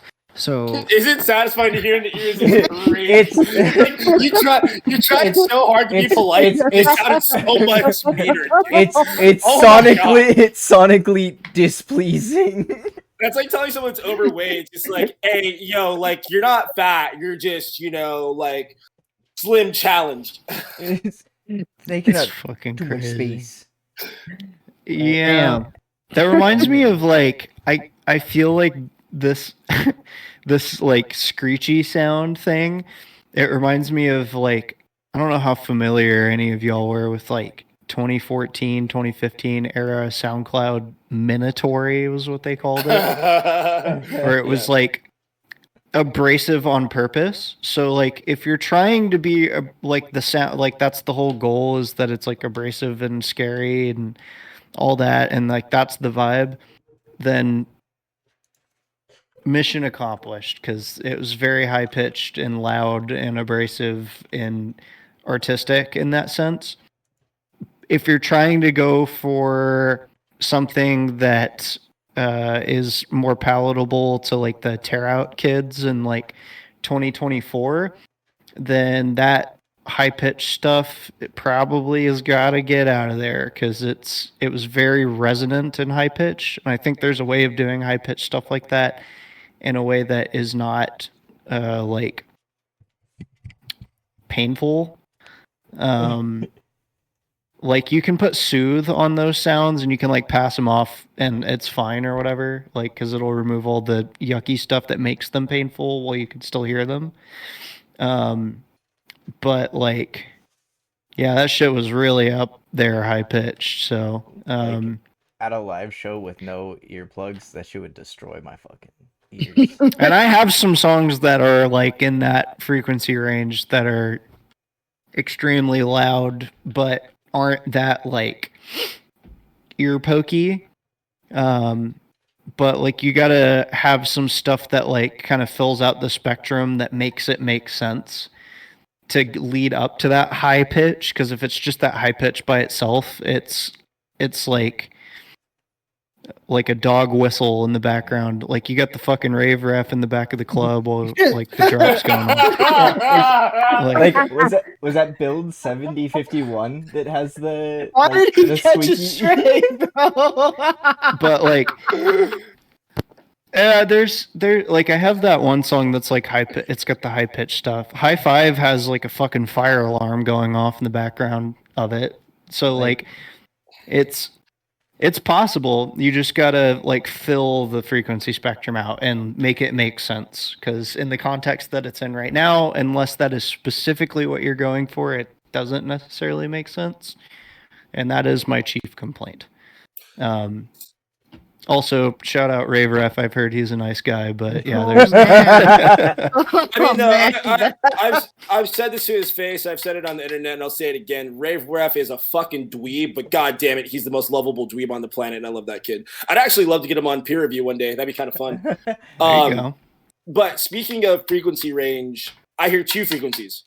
I hear really low guttural lows where it sounds like you're struggling to, mix the very low ends. And things are getting groggy. And I hear very, very piercing highs, like you're trying to communicate with an ancient species of bird. Yeah, exactly. And this song could just like really, really benefit from some mid-range frequencies. It would just add a lot and make things less punishing on the ears. You know what I mean? And speaking of spectrum. I'm on that, so I'm gonna cut myself off before I fucking go on another autistic rant. Hungry. Autistic ranch goes crazy. Tasty. Right. Next up, we got. Dude. Autistic ranch is where they're gonna put all of us when we turn 60. That's true. the compound. The grocery book retirement home. Dude, Prosecute and I have this like fucking pipe dream idea that we're gonna have this. We're gonna buy like a bunch of land. We're gonna buy a bunch of land out here, and we're just gonna like all have like houses and shit on this land, and we call it the compound. But I like the idea of Autistic Ranch better now. So like, I think that might be the new direction going forward. Hey man, well, if I would just like to be invited to Autistic Ranch one day, dude. Everybody, man. We're gonna have like hay bale rides. Yeah, little go-karts around the fucking compound autism ranch. Yeah. All right, next up we got Downcast X Infinite. Over it, V3. Bird up. Bird up.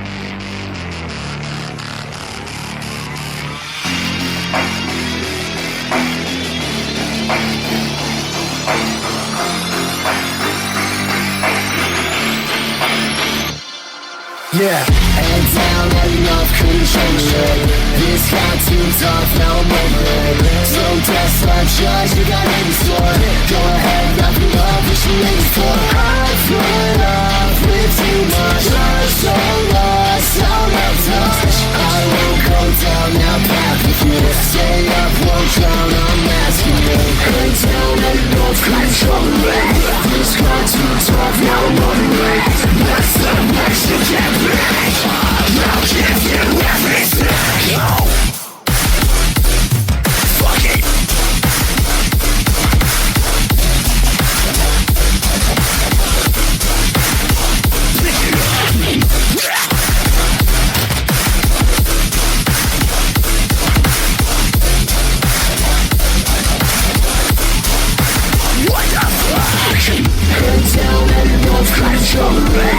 This got too tough, now I'm over it. What's the worst you can be? I'll give you everything.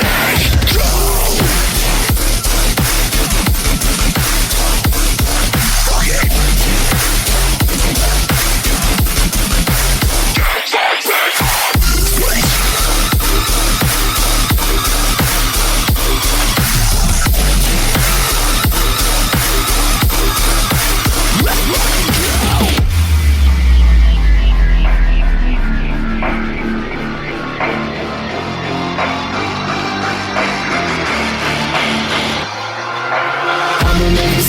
Shit, I'll do you dream about it. Just stand in my way, get it, they will make you bleed about it. All black papers already dead. Couldn't hate me enough with all the thoughts in my head. 7 months, it's like I never even knew you. I got tired of all the lies until I feel you. Fuck that, back to being alone. Run it up, talk back, I'll do it all on my own. Until everyone's controlling me. This got too tough, now I'm over it. What's the worst you can be? I'll give you everything. Fuck it.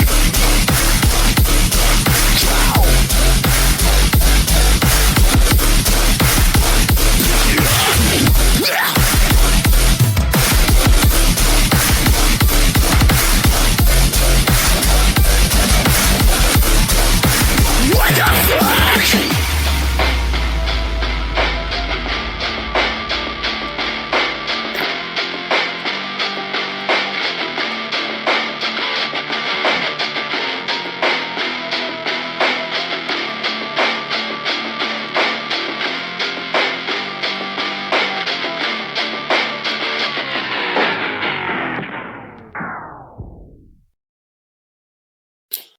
So I'm pretty sure that's Robbie Infinite singing on this, and I was just interested because most of the stuff, actually all the stuff I've heard with Robbie's vocals on it is like hyperpop. So everything I've heard from him vocally is just the fucking auto-tune just cranked to 11. And it's actually pleasant to hear Robbie's voice. Like, yeah, there's still a touch of auto-tune here, but it's mainly just his voice. He sounds very good on this. I'm not sure if that's him screaming or if that's one of you guys. That also sounds very good. The one note I do have is I would like to hear the vocals louder. I think that this tune is more about the song bits more than the drop. But the drop itself, I don't have too much to say about it. It's very main stage Lost Lands. Not a bad thing. Not my taste. But that being said, I don't have much like mix down advice for this style of dubstep because that's just not my area at all. It just sounds like I can hear Bastard playing this. I can hear Sullivan King or Wooly playing this, you know? So I think you guys nailed what you're going for. So yeah, good shit. Main stage banger. Yeah, it's a main stage banger. That's what it sounds like. I said it in the comments, it sounds kind of like a Sullivan King tune. I mean, that's not a bad thing. I mean, this tune's obviously got him main stage. So like, if that's what you were going for, you like smashed it. Yeah. Yeah. Yeah. I liked I'm not gonna lie here, guys, like this isn't my cup of tea, so I'm not gonna jump in too much on it because I like very rarely listen to dubstep, especially like more of the kind of main stagier dubstep. But the vocal fry, what the fuck? It's giving Sully vibes. So if you're going for like the like they were saying the Sullivan King stuff, then like that's as deep as my knowledge of that style goes. So you did a good job because it sounded like a Sullivan King song to me. So fuck yeah.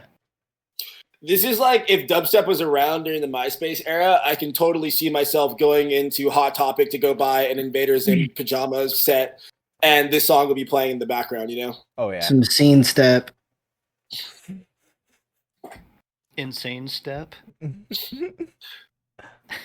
I would listen to this on the way to Gathering of the Juggalos. Oh, shit. Insane. Next up, we got some In Vain Step. Impatient V9 Whip.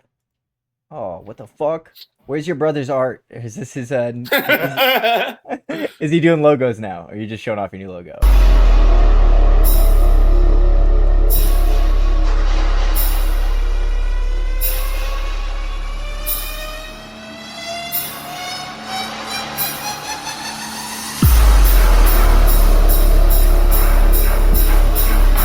That sub already going crazy. My headphone. This is my headphone. Turn up, baby.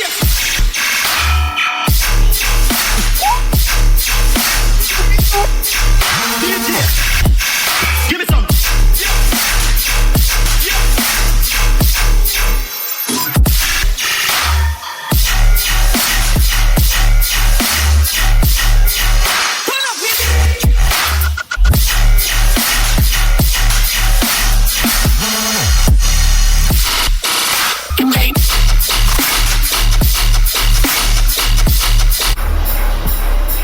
This is fucking fire. I like the Switch a lot. Turn up, baby.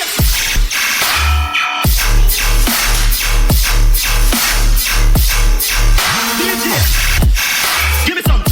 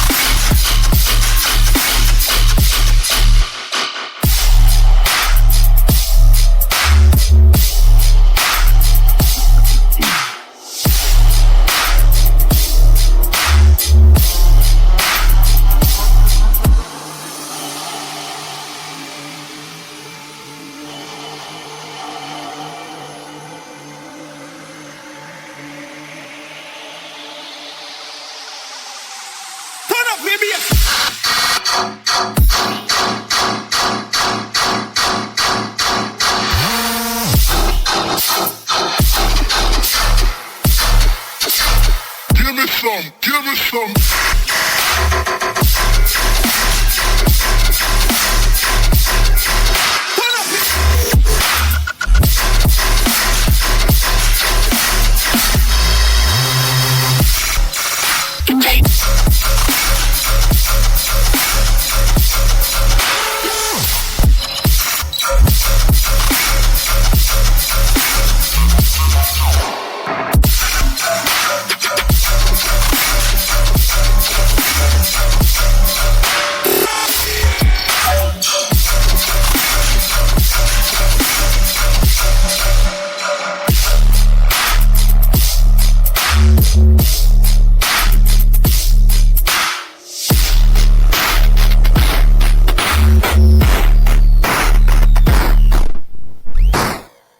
I thought that was fucking awesome. And I really enjoyed the transition from build up to drop. I think that hit so fucking nicely. And yeah, that was fucking tight. I would like to hear that live.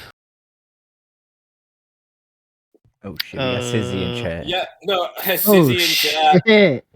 Take the reverb off the low end of the snare. There you go. That's my 2 cents. Continue. Go on. Reverb off the low to the snare, and when the synth initially hits in the first part of the drop, literally only for the first 8 bars, I just found the highs just a tad too piercing. So I would just revisit that, bring down the highs and the metallic synths when the drop first starts. Everything else, coolest synth work, coolest flow, the stutters, the change up, the drums. This is really reminds me of like more polished, and I don't mean that as a dig at Lux, because it just literally sounds like more metallic and robotic than Lux's stuff. His stuff is more like gritty. But yeah, this reminds me of old Lux, and like Lux is where I learned the most about drums, because guys, like I send my music to people, and if you want to talk about mean feedback, Lux would just write me paragraphs about how I was just like essentially bad at my job. But then at the very end, there'd be this like, hey, but you're getting better, keep going. So yeah, basically the main thing you would talk shit about is my drums. So that's where I get that from. That's crazy. It like waterfalls, because I like talking shit about his music to him, to his face on Discord all the time. Everyone's doubling it and passing it to the next person. Yeah, just fucking double Dude, the yeah, main so- feedback and pass it to the next person is a fucking sick concept, dude. So Neonix is mean to Lux is mean to me, then I just shit on Frogor. And then Frogor probably goes and shits on some kid we haven't even heard of yet. Dude, this is why burners exist. Nah, I say everything in my fucking chest. I hate burners. No, I'm saying that's like the fucking trickle down effect is like it Oh, gets yeah, to yeah. a point where like the person you don't even know yet is just somebody you do know, but on an alt. No, fair. The circle of life. Hell yeah. Up next, we got Bless 5000. Marantha. I like the new logo. What is it? Fucking just like new logo flex stream?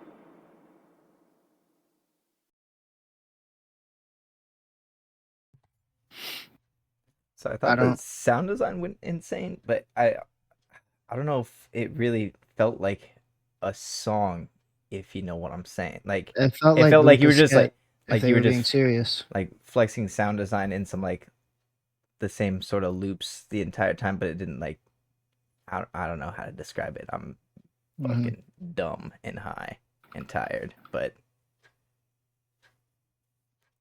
don't No, know. I know exactly what you're trying to say, though. I get it. Because I'm also dumb and high.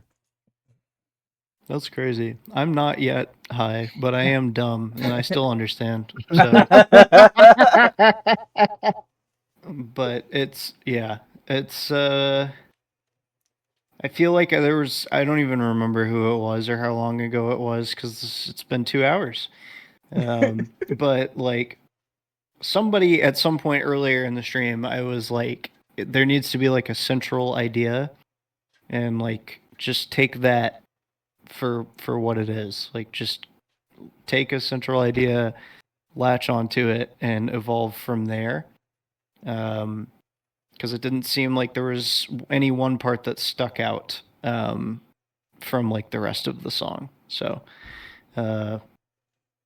just do that.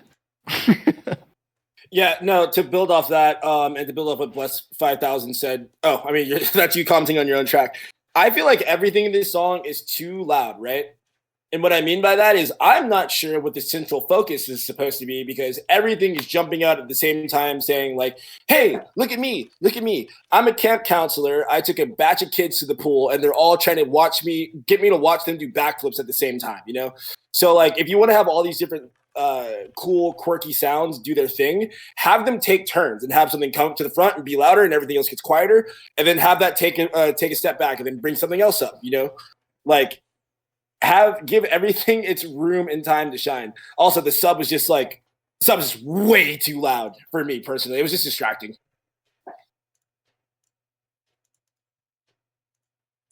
Oh yeah, the sub was a little bit too loud, a little bit too wide, or it was just clashing a bit. But Cam, that was a great fucking analogy. Fuck you. It was a great analogy. It was just fucking insane. Like... All right. Up next, we got fucking Base Galaxy. Base Galaxy, did you submit a new? You paste it in the chat as Ass Galaxy. Yeah. Why didn't you send a new email? Oh, is it in? Just... Wait, I'm sorry. Is your name actually Spooky White? Is it Spooky White? Because that's crazy. No, it's Spooky on YouTube. Yeah. Oh, okay. Spooky on YouTube. Ah. It'd be so funny if it was Spooky White in it.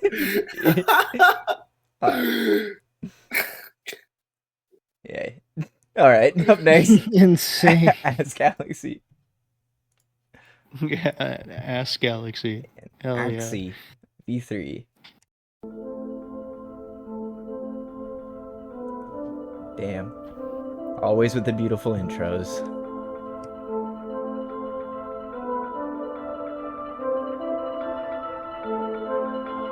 This is the interstellar progression in double time. Wait, Lee, have you heard of Base Galaxy? I've seen the name around. I don't think I've listened to that yet.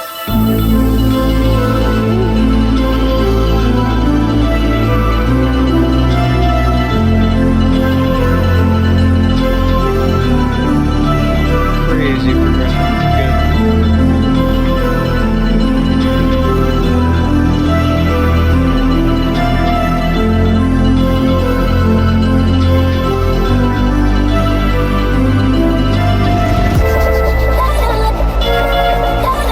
Good.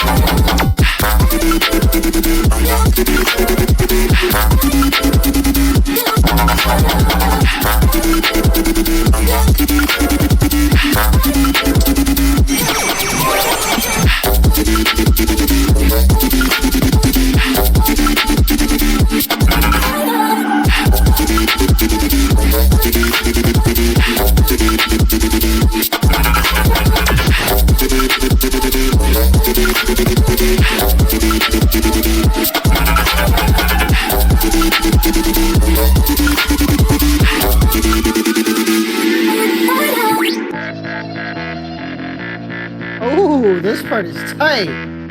Ooh. This part is sick.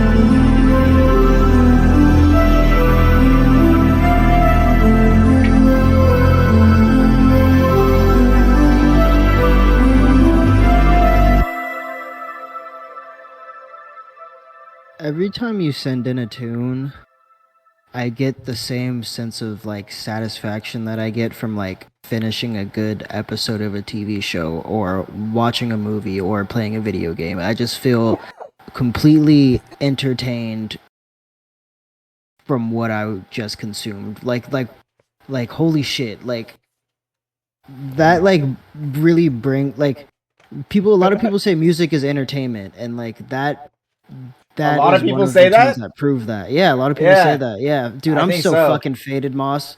I'm so faded.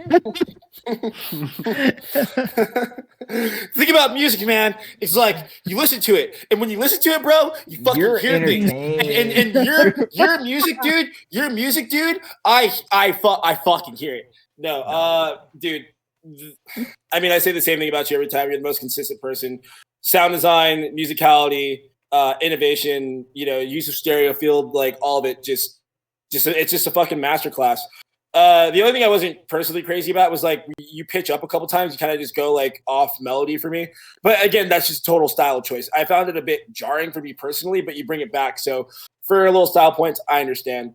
Furthermore, I love how there's kind of this central theme of all your tunes. You know what I mean? I don't know how to explain it, but they all tie in together so well. And the only thing I can really think of during this song is like, I would love to hear a 1 hour hour and a half, 2 hour mega mix of Bass Galaxy and just be in an IMAX theater watching a telescope go throughout the galaxy and just look at stars and shit. And I would be so happy. All of his tunes really do like encapsulate the space theme. Like every time I hear one of his gotta stop teaching you words, nigga. No, but like all of his tunes really do fit the space theme. Like every time he sends in a tune, I think of stars and planets and like floating around in the galaxy, and that's a good thing.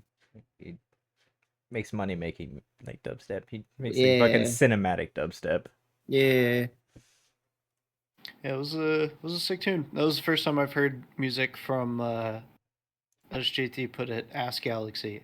So I will say the one thing that I feel like with this tune that stuck out to me was the the main riff is the wrong word, but like the bass rhythm of everything just seemed very like rhythmically repetitive. And I would have liked to have heard like a little bit more variation rhythmically, like straight eighth notes occasionally, or, you know, to break up like a lot of the little triplet sections that happen. Because I feel like it plays that same rhythm almost like the whole drop, which isn't a bad thing. It's a little taxing in the long term, especially for 2 drops. But like everything else is like super fucking solid, so super on board with like everything else. Very cool tune. Also like the space vibes. I am also notorious for doing space themed music, so you have my regards. I always feel like I'm on a malfunctioning spaceship when I'm listening to your music. Malfunctioning? What's wrong? Nigga, fix it. Next up, we got Neotech, Wannabe ID. It's by Spooky. First time submission.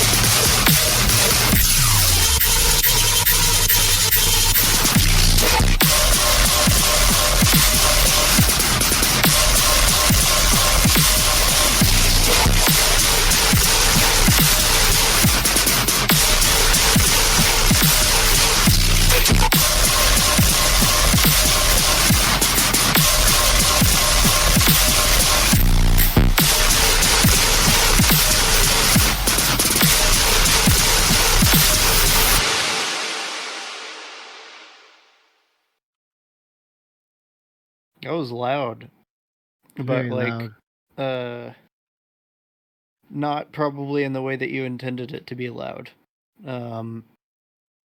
I have 2 great things to impart on you, Spooky, for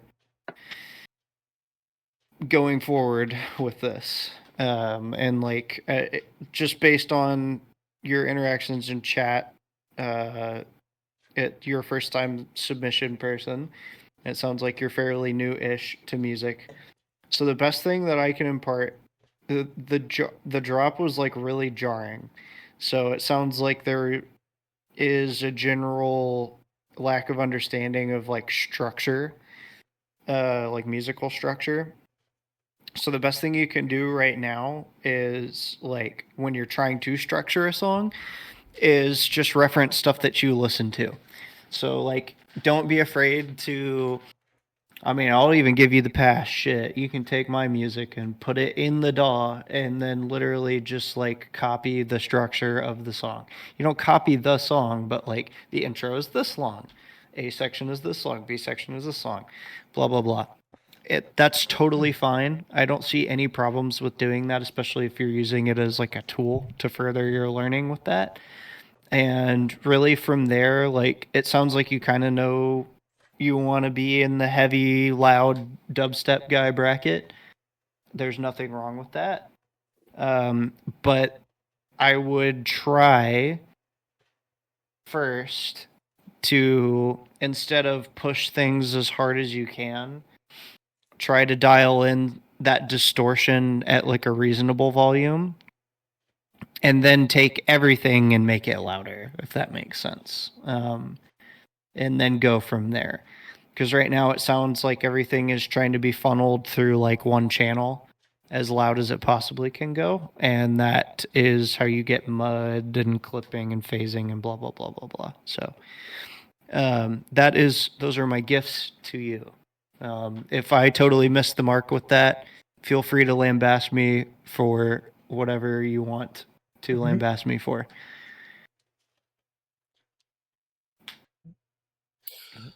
I mean, he's covered everything I was pretty much going to say. The only thing I will add to that is sidechain. Drums are completely lost. But yeah, sidechain. Yeah. I mean, Lee fucking nailed it. So just keep practicing and come back. But yeah. Sidechain. Yeah, besides the loudness, the one thing that really stood out to me was the lack of like separation between intro to drop.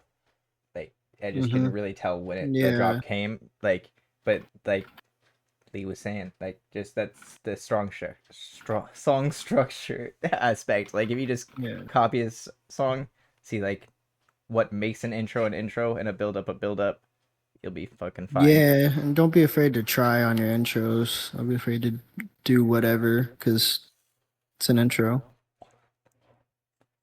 Be creative. Next up, we got Chef Toggle with this Stormzy Scary, In Vain and Toggle bootleg. Oh, let's go. Toggle.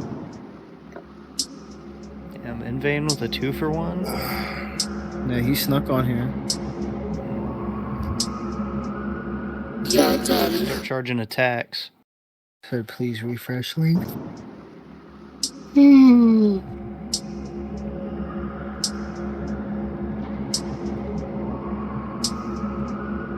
Yeah, daddy, please put up bourbon,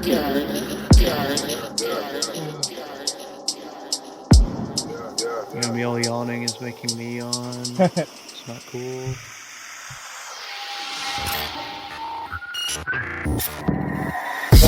When I'm back, nobody say my name on the track.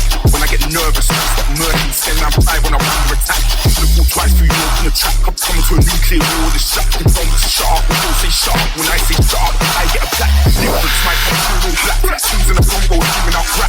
Hashtag murky, 2016. Photos in the full black. It's amazing that I get paid in brand new clothes. But why would I mug myself? That's the music game, me a brand new soul. Little nigga, I'll mug myself. Not my scene, hug my guys. Just need more than a bust, don't lie. In a bitchy, fuck, don't try. Look in the spoon, I won't die. Fuck them soon, get hit with a palmer. Even I'm pissed, split with his partner. I ain't got a brand new chain or a rose. Then I said, mum, my business is gone. I'll fuck that straight. Stop that spot, that get that way. Man, 2 trees, but I bet that fake. Don't wait there, never drop no heat. Therefore, I will not chip that play. Kick a man's face like on sight. How I do that kick to my combat. Don't put no coke in my combat. What's up? Come on.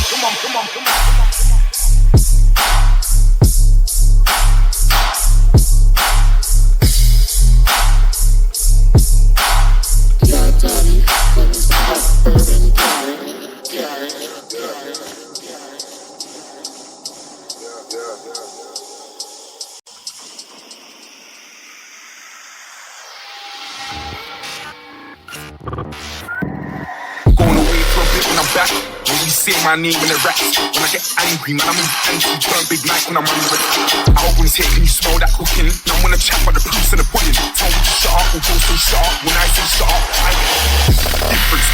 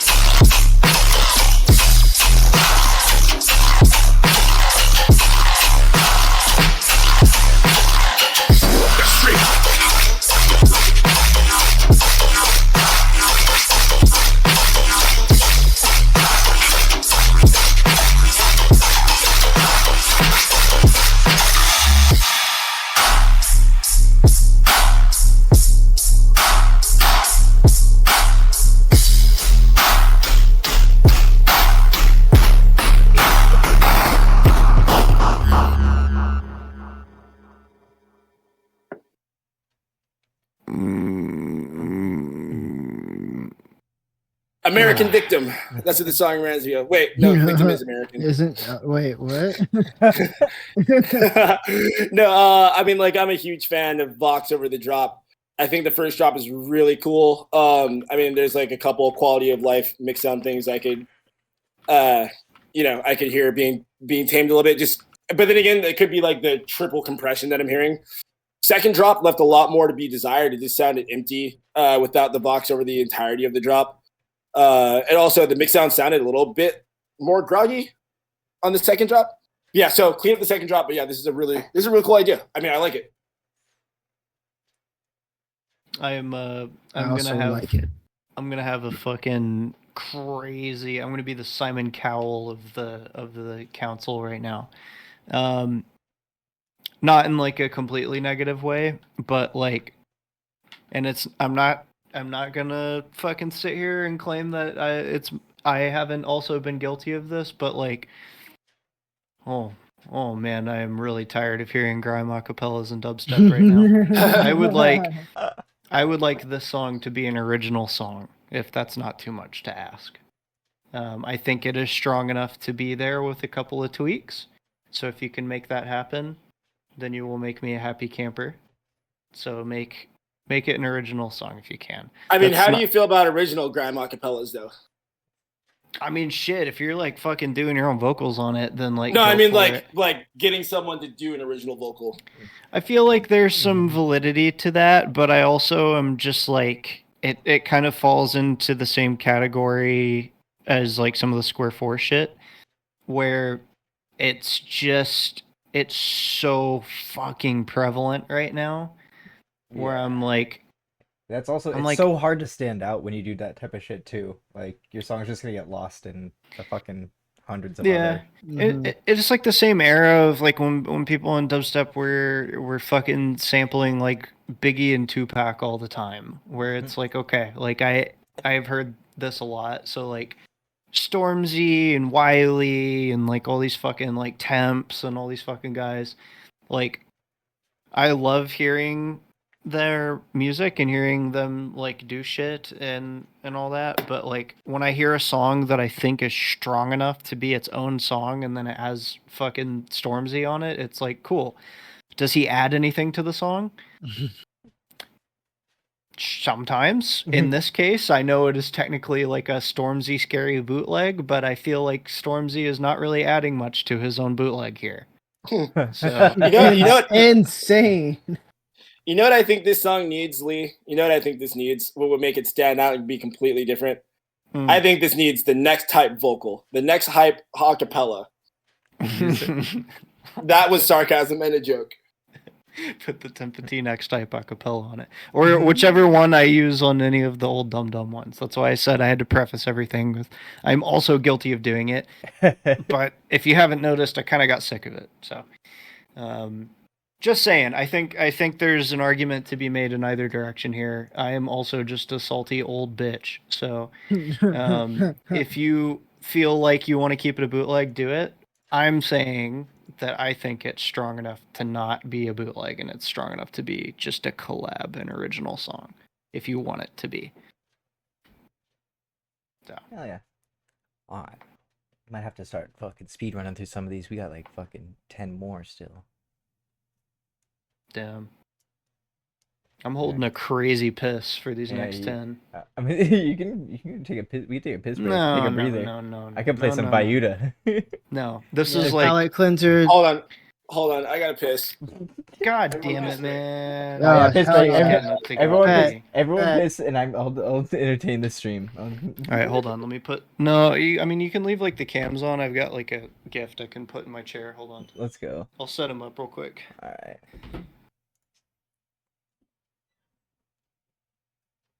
I lied. I'm not entertaining you guys for shit. Oh, holy shit. It's Dum Dum. It's him. It's him.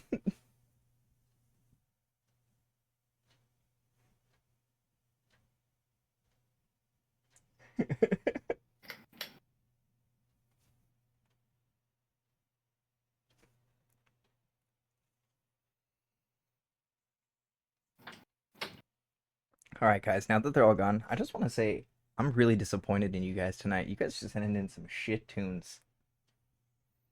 I hate all of them. Alright, Devin's back. Oh, what's up? How you doing? I was just telling the stream how much I love and appreciate them. No, for real, guys.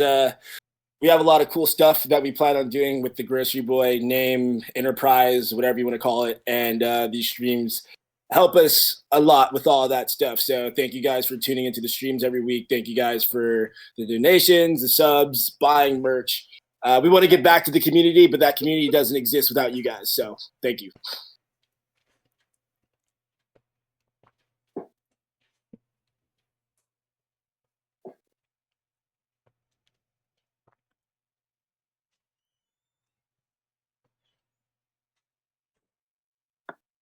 Got Cam back. All right, we're all here. We got Dum Dum, Cam, Devin, myself.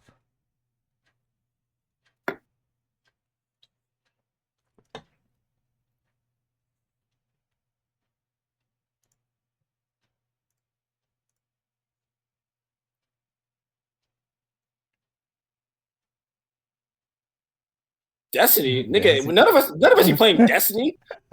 It was like maybe a year ago. Last Bruh, time I they were played playing Destiny in a hot. Yeah.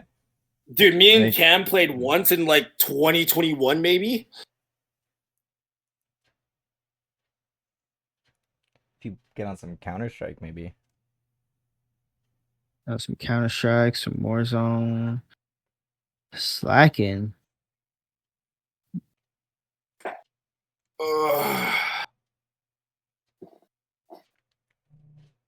Yeah. My favorite part of Counter-Strike is honestly the gambling. Honestly, I mean, I don't play Counter Strike. I'm just like agreeing that you honestly love the gambling. You know.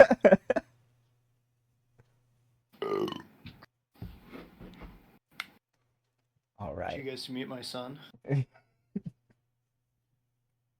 is my He's son. a beautiful boy.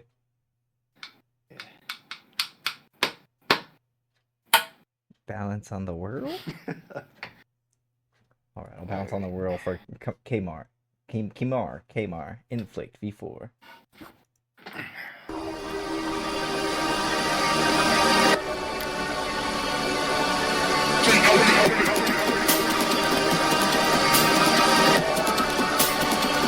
I got a hunger for the mic. I got the stamina.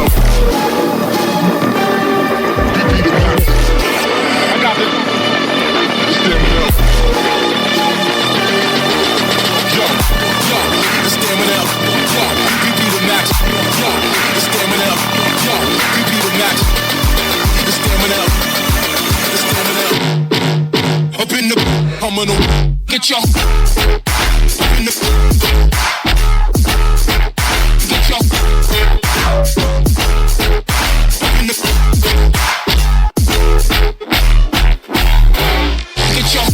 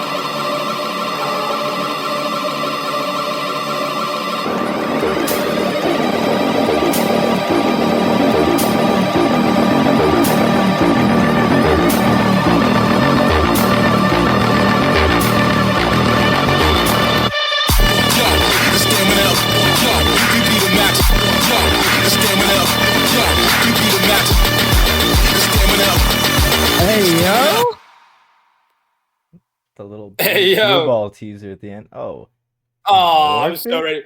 I was so ready for the second drop. Yeah. Second drop. Shout out Morphic in chat. Shout out Damiano. Hey, my guy, if you ever want to do an episode of, if you ever want to be a guest judge on peer review, let us know. We'd love to have you. Oh, dude, but this tune, Kimari, cool flow, great drums, cool mixdown, like good use of distortion, good use of screech, you know, like it was a funky, fresh dubstep tune that I really enjoyed. Actually, send me this. I think I asked you to send me everything. I need to go check Twitter. I've been traveling a lot lately. But yeah, you're definitely on my list of like artists to watch. This is you're 2 for 2 right now. You're 2 for 2. So I definitely got my eye on you. Yeah, had that was fucking a crunch in that. Just that real good. Fuck, I'm high as hell. Just texture. That just had texture. Like, I hate it when songs are just fucking flat and mono almost. Like, I really like the drums, dude. The drums had a nice, just like oomph. Felt it in my chest. Yeah. Very good shit. Yeah. I don't know what is hip by today's dubstep standards, but I have no complaints. So me and my son are along for the ride. No, it's always like when we get into the 2.5 hour mark, like I haven't eaten. Cam and JT are high as hell. So yeah, I don't really have any notes. This is just an amazing tune. And they keep redeeming hydrate. That's fucking. You guys are funny people. I'll take one for the team. I'm gonna do it, but I'm just gonna get more, just dumb, more dumber. Yeah. Dumb and Dumber. Yeah, Psionic with Don't Go. Oh, you got expensive SoundCloud up in here.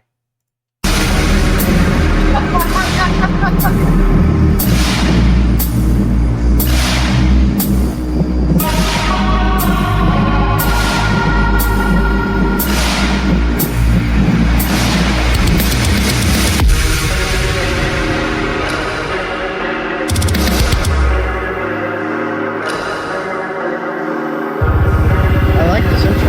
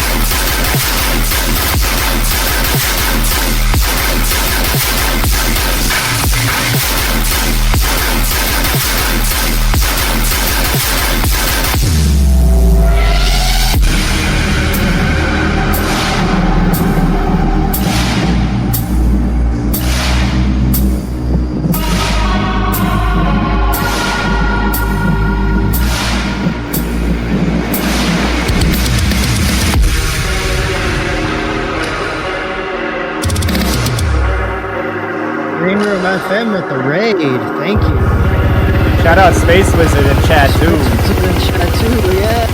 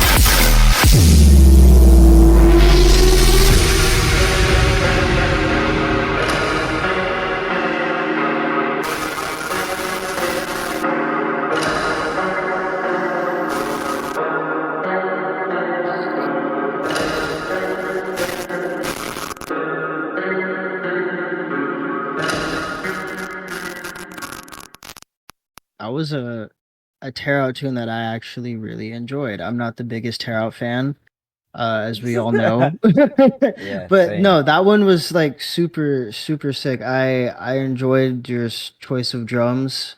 You didn't have the drums that kind of just like,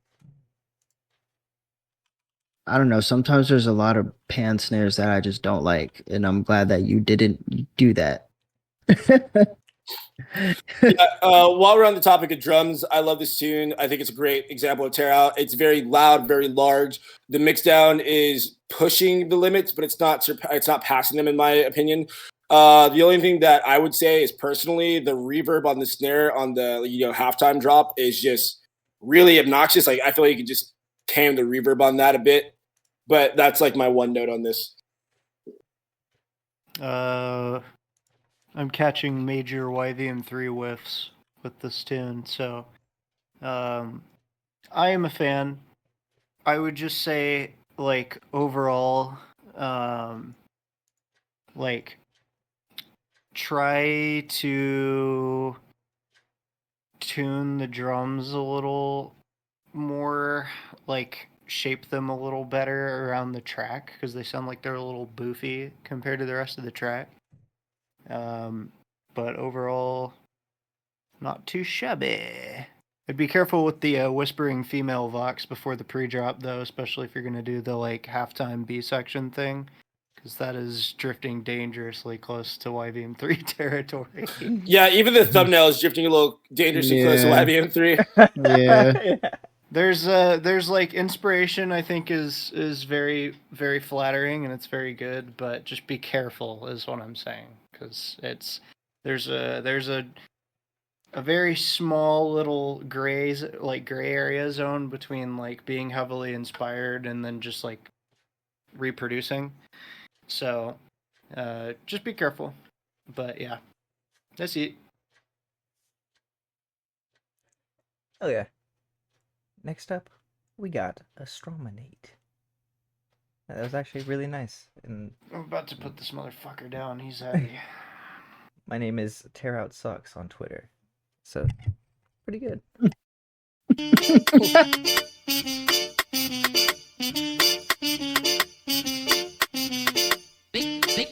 Saying your name on Twitter, by the way. Love it. It's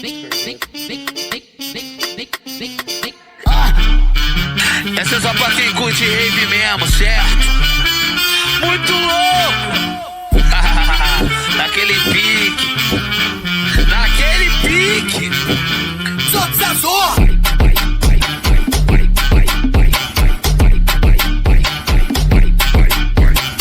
This is gas.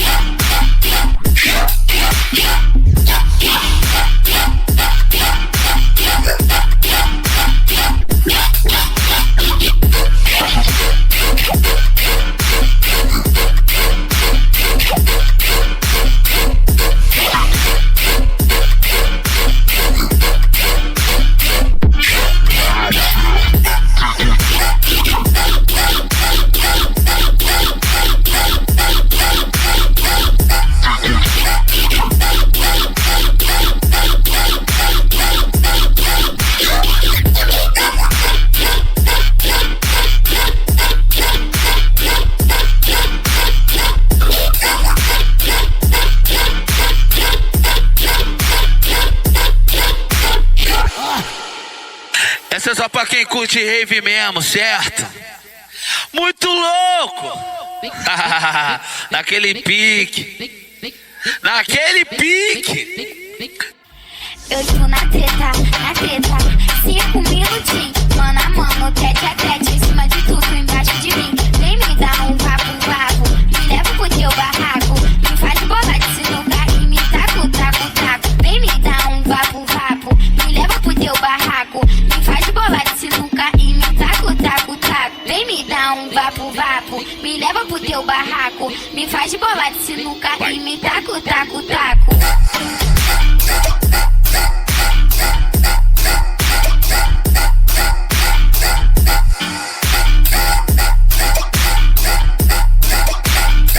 Me leva pro teu barraco.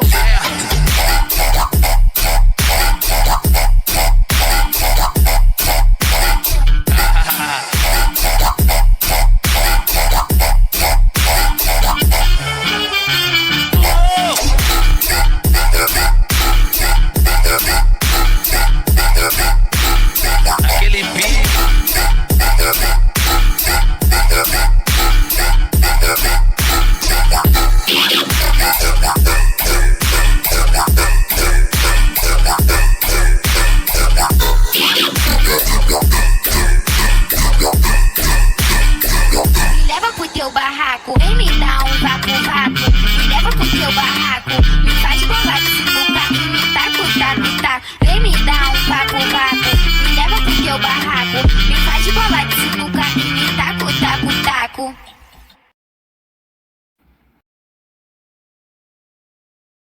So I thought that was really cool. I like the intro.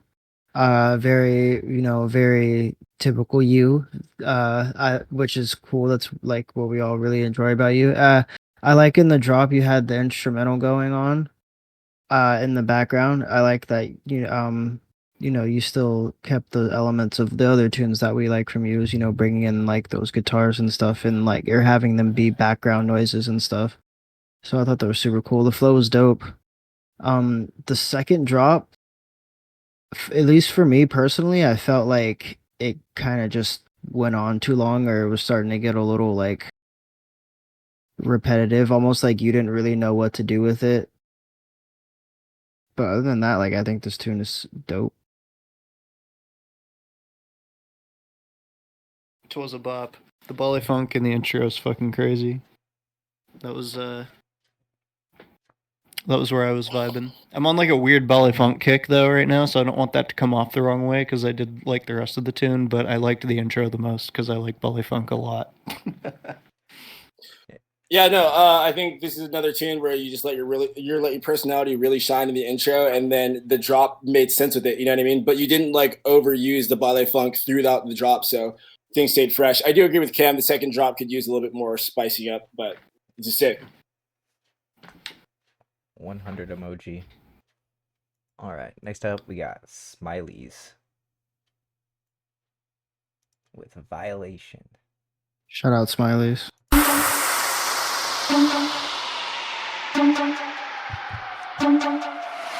Someone said I like when Cam goes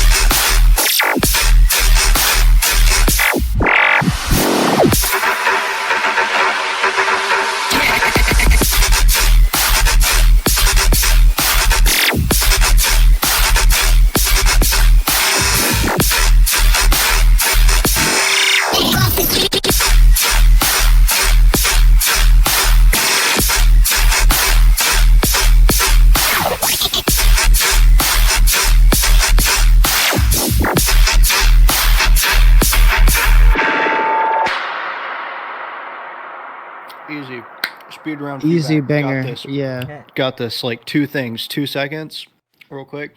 Clap louder. Change up the rhythm a little bit with the synth. All good. That's it. That's literally it. You're fucking leveling up like crazy. Like You're getting so good.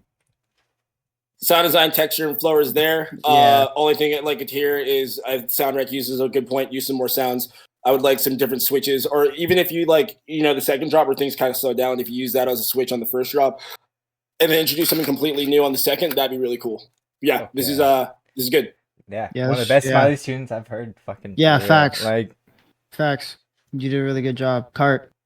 card. We haven't given a Oh, card all yeah. night. I just forgot. I just remembered those things exist. But yeah, your tune was so good it made me remember carts exist.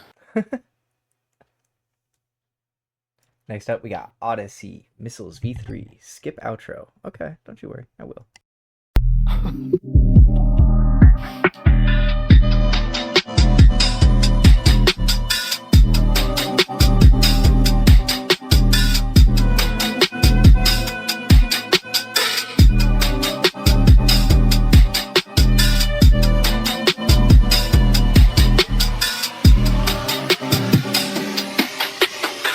My lyrics are like missiles, they never miss.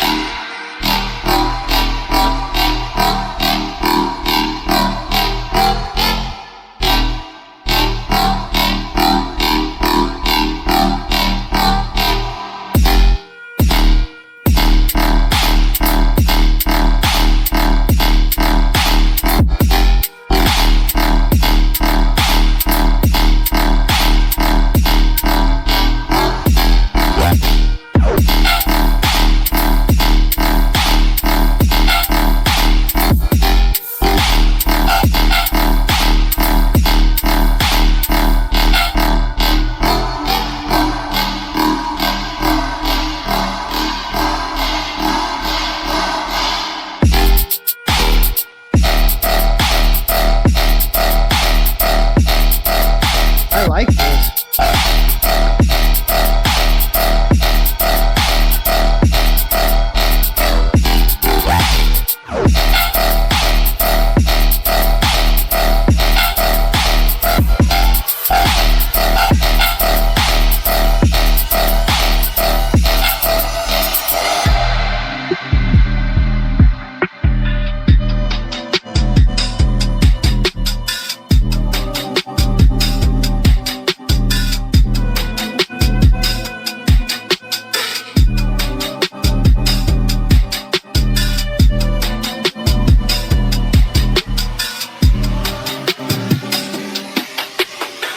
My lyrics are like missiles, they never miss.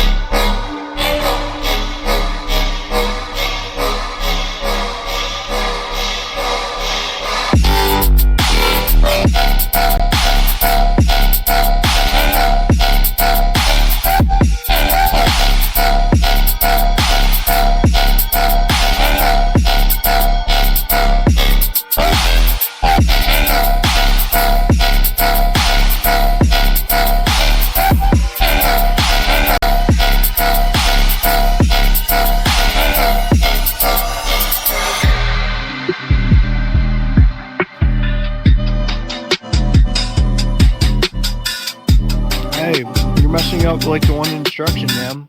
Yeah. all right. That was Sorry, fucking. you go first. I was gonna say that was clean as fuck. Like, I don't know what this was made for. If this was like a doubling tune, like somebody said, but I could see this doubled with literally any Stains tune ever, and it would go fucking insane. But yeah, very clean, very crisp. I loved everything about it. That flow is a bit simple, but Yeah, if it's a doubling tune, doesn't matter. Yeah. I really don't have. Actually, I have only two things. In the intro, the transition from intro to drop was whatever. I feel like that could have been cooler. And also, maybe this is just my bad opinions coming through, but I feel like maybe True. a little, maybe like a vocal chant or something in the background, like just something else in the background would help. But they said And the my thought behind brain's this telling me a track vocal was chat. was this is gonna be a doubling track for them, but yeah, I can see if you make this fucking a track on its own. Yeah, and then that tune was sick. I was vibing the whole time, and that's the most important part for me. As if I keep bobbing my head, which I did. Yeah, this is somewhere in between like rhythm and liquid rhythm. And I mean that from a general vibe. Like, yeah, the synths aren't necessarily liquid, but the vibe is more of like, this is a cool, chill track. You're not really going to be doing high knees, just kind of like bob your head and catch a cool little flow, The mix down's really good. This is definitely more on the simple, repetitive side, but I feel like that's kind of an ode to like what rhythm used to be. So I think you definitely knocked it out of the park in terms of, a callback to the old days. That's the vibe. I have no complaints because I could tell pretty early on that it was going to be one of those kind of like chill, just listen to the songs.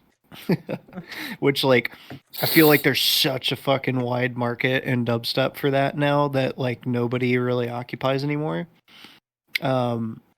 It's like back in the day, you could go and find like, fucking 20 gazillion people that were all doing like different versions of kind of like the same style, and this is one of them. Like, this kind of gives me like A3 with less delay on it vibes. So, like, if you don't know who A3 is, by the way, maybe I just, like, revealed my fucking dubstep age and power level, but, like, A3, go check out A3. Learn a little bit of U.S. rhythm history today. But, good tune. I enjoyed it. I had a good listen. Fuck yeah. Next up, we got Wadum with Marauder Retribution. Wadum remix. Wadum. That's a fun name to say.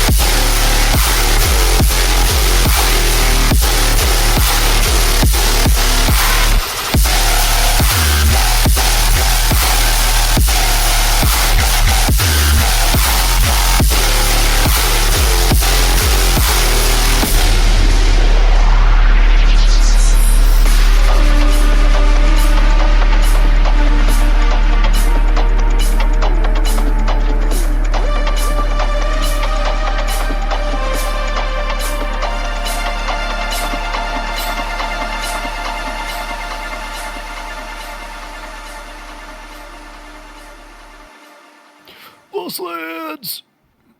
Thank you so much.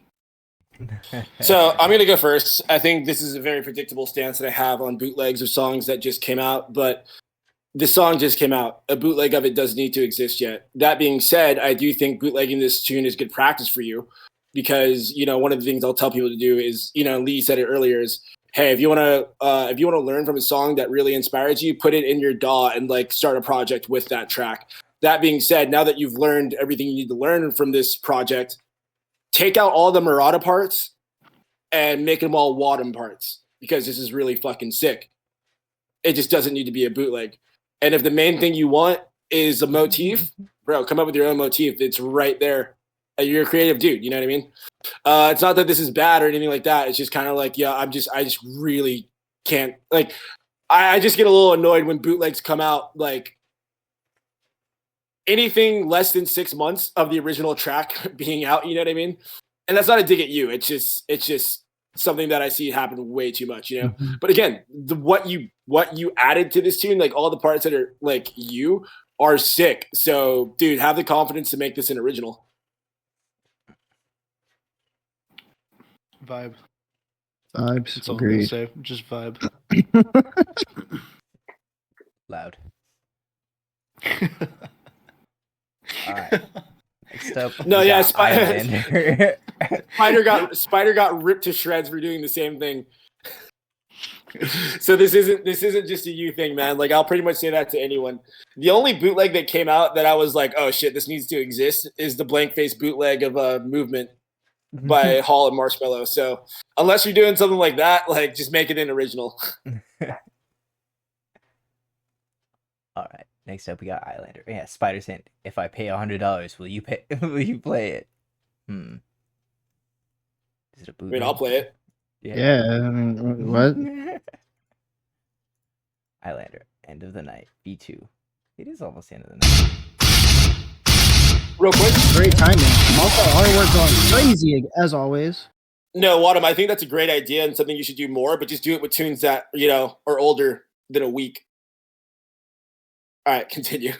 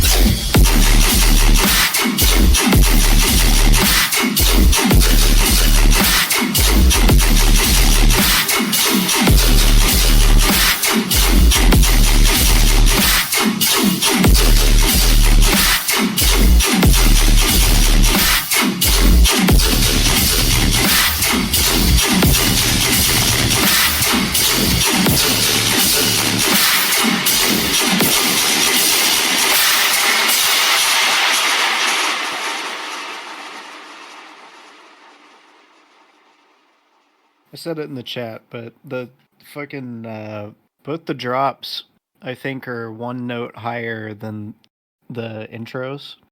It sounded like, or at least in my head, if they are in the same key, for some reason I can't compare them, and I'm also really high, so I would have an answer for you if I could. But I'm pretty sure it's one note higher, or it should be one note lower rather in the drop to match the intros. Or if you just move it one note lower, like overall, it will resolve better at the very least if they are in the same key, and I'm just an idiot. But I'm pretty sure it's the first one.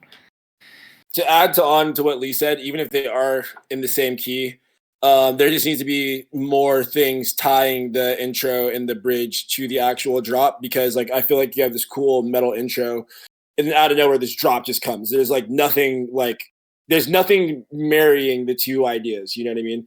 And there's been situations where I'm writing a tune and like I know my drop is the same key as the intro and it's not fucking working together, and I'm like, oh, I need to tease the synth into the drop or just something along those lines, you know, to, like I said, to marry the two ideas. That's my gripe with the first drop. The second drop, I think it's really cool. It's just that, like, I know your whole thing, not your whole thing. I know a big part of what you do is blown out mix downs. With the sounds you have on the second drop, there's just this nice tonality of the actual synth that's just being lost due to the fact that everything's blown out. So I would like to hear you kind of go against what you typically do and just make the second drop really clean.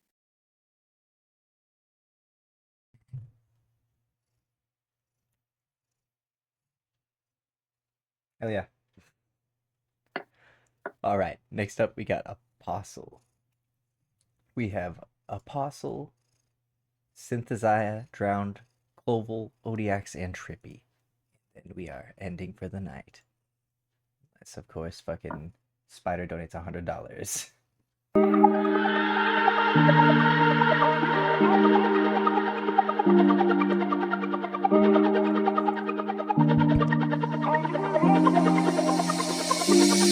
I just wanted to love you, but you acting sucker. I just wanted to trust you, but you acted coward. I just wanted to show you that real love is enough, and it's here now, and it's for you. It's for you. It's you, baby. My love for you is so crazy. I needed someone to save me, and you came for me, you came. Take it easy. You always know how to treat it. You got out of me completely. It's so good, feel like I'm dreaming. Like you fly, summer sky, so divine, and it's so high. You bring me too high, yeah. You got me so scared, like a fashion all my life. Living to this pleasure.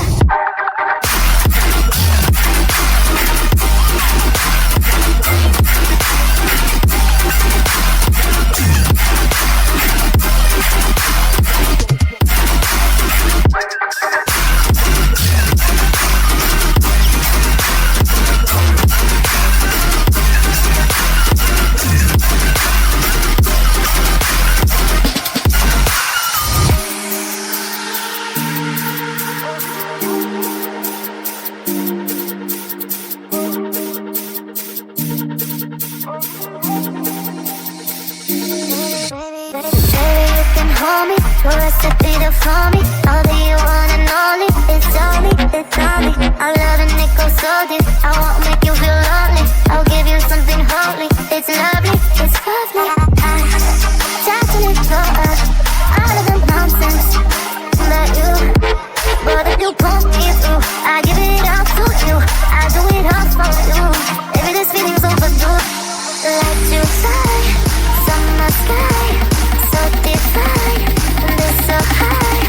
You bring me too high, yeah. You got me so scared, like a fashion all my life. Living to this pleasure.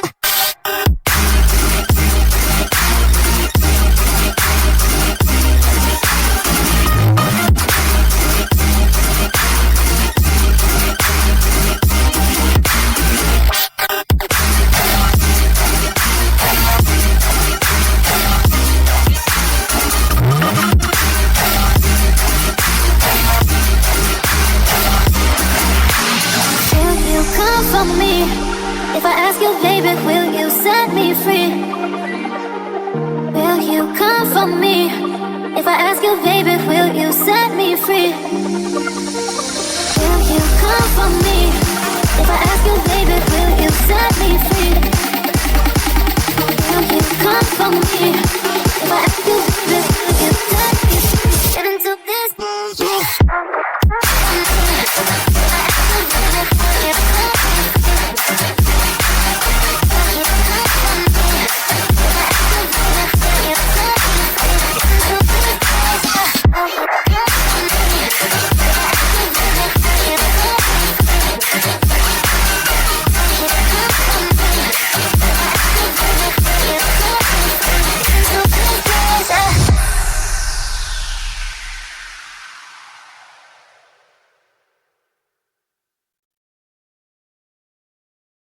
So, okay, first off, Slim, thank you for the subs. Yeah, 1 year straight.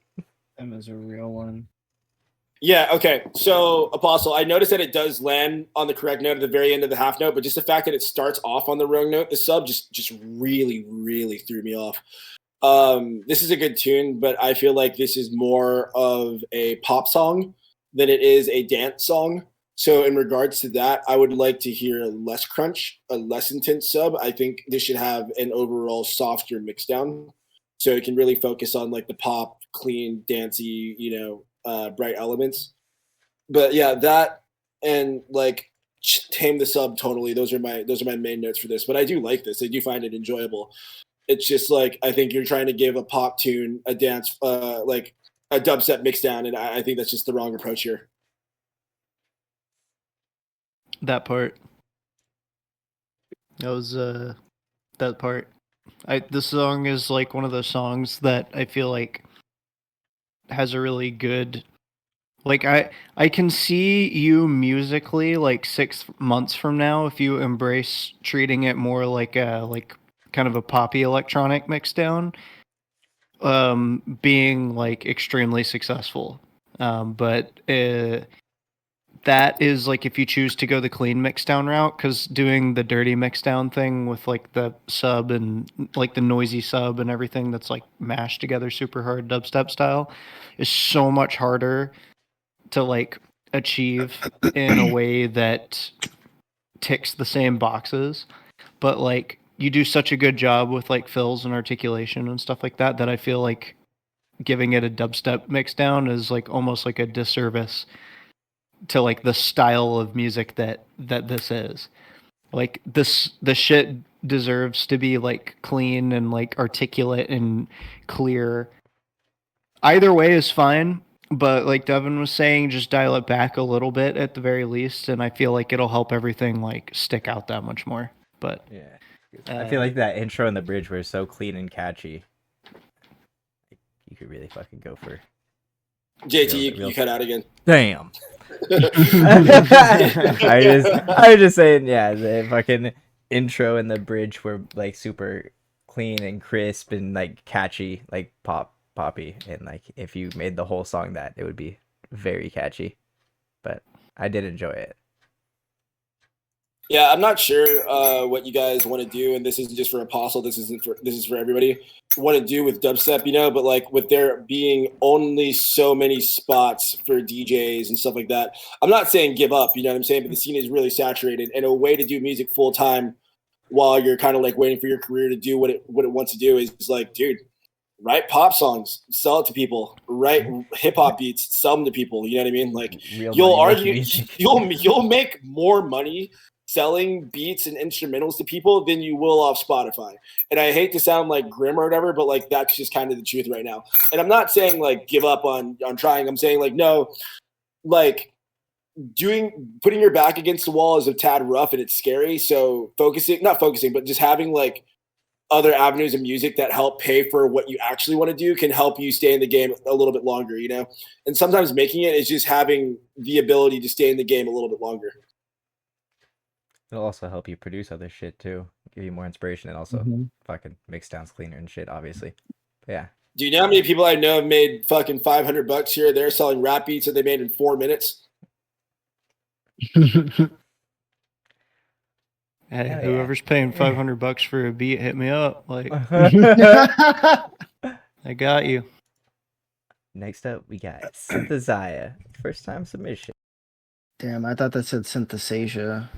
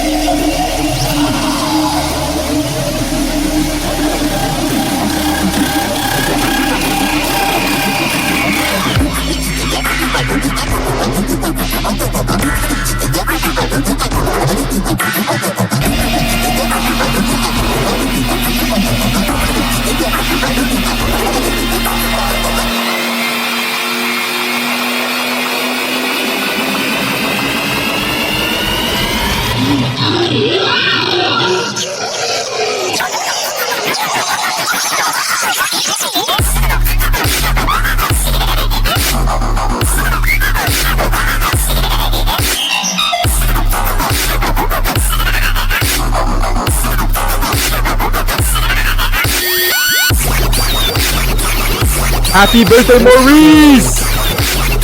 Maurice!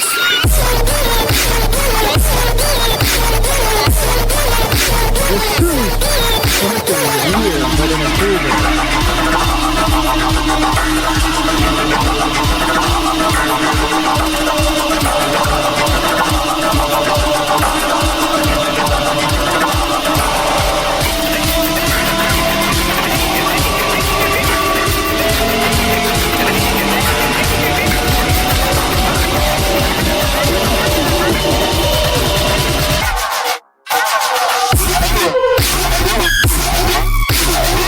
This is really cool. This is really cool. Tight.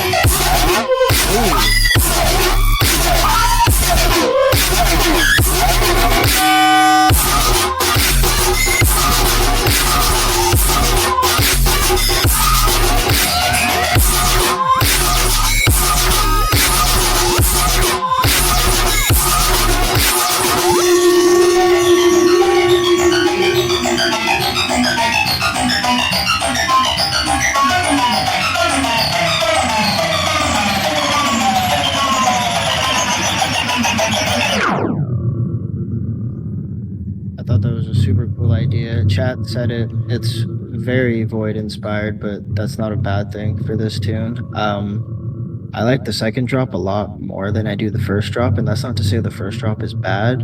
It's just the first drop was kind of jarring and like it took me a minute to get into, but the second drop I didn't really feel that way.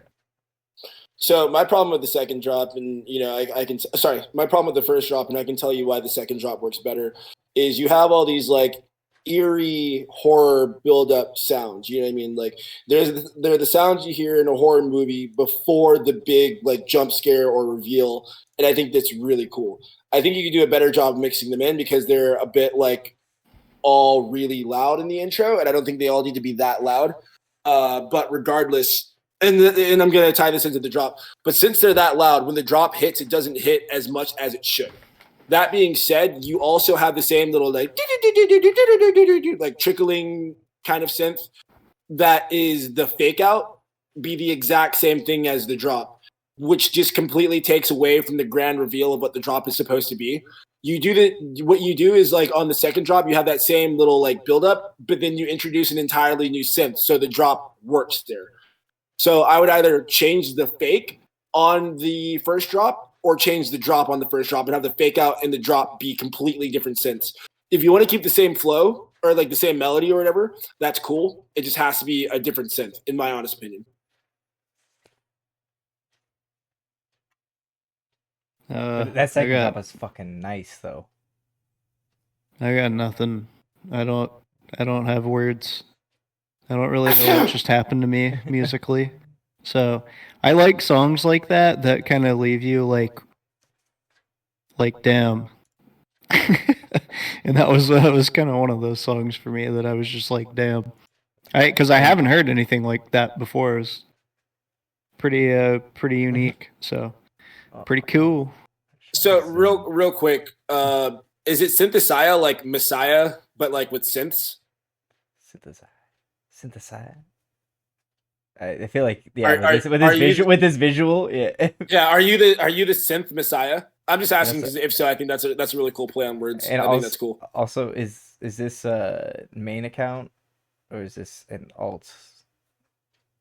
Fucking project? Oh yeah, let me give you a follow real quick. I think that was cool. That was definitely insane. Yeah, that was definitely cool enough for a follow. And then that second drop, yes, it is Danny-esque, but I think that's a perfect example of like taking inspiration from someone like Danny, but still making it your own, you know? How long you been producing since this is your first time in chat? Yeah, that was fucking nice. All right, next up we got Drowned. Boy, you apply to that. We do get drowned like I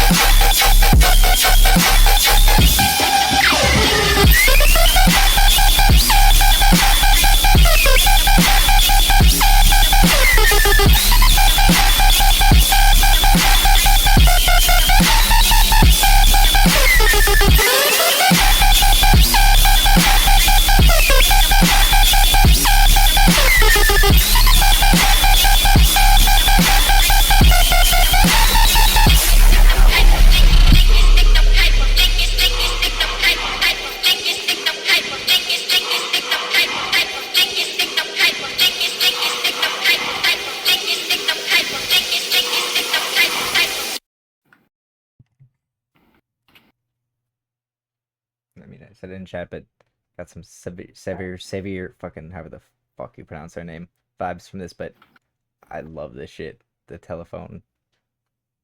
Perfect. It's like right on the cusp of like being too abrasive but not abrasive. Like not annoying, but perfect. No, you definitely let that subtractor sing, and I said definitely twice in a row. But I love hearing different synthesizers and Reason being used. I'm so happy when people use Subtractor. I wish people use Thor more. And I know I'm a hypocrite because I only use Maelstrom and Serum. But that being said, I love how you let the Subtractor telephone bass do its thing. But then you have these subtle little chugs that are just driving the flow, giving it a little bit of bounce, giving it a little bit more aggression.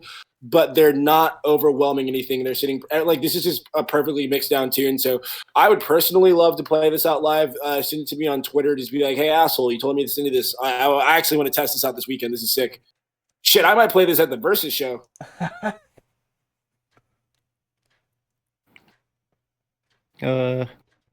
Old man rhythm dubstep opinion incoming. Yeah, this objectively speaking, if I remove what I'm about to say out of the equation entirely, I have no negative things to say. Personally, my personal opinion is that there are so many laser telephone based songs that I think it's like a very guilty pleasure thing to do, and I think that's fine. But I also I wish there was a way to make it like fresh again. I don't even know how to do it. So this is more just me complaining about it. On that, someone who did a very good job of making it fresh to me was Brute in his song T. So check out Brute T. I think that's someone that does his bass, but then kind of like also makes it very new and fresh. But sorry to cut you off, Lee. No, you're good. I think literally the last time I heard like a telephone bass song where I was like, oh shit, this is different, is Hanta Calling All, and that tune is fucked old now. Yeah. But it just falls into the same category as a lot of the Square 4 for me these days, where it's like there's like two sides of the spectrum that people land on, and I feel like there's all this unexplored territory in between it that people won't go, and that's what I want to hear. So like I said, I don't really have any negative like feedback. I don't have like really any it's fine. It's a song that exists that is a laser dubstep song. But me personally, I would like to hear. I was like, there actually was someone behind me. Otherwise, no, there you go.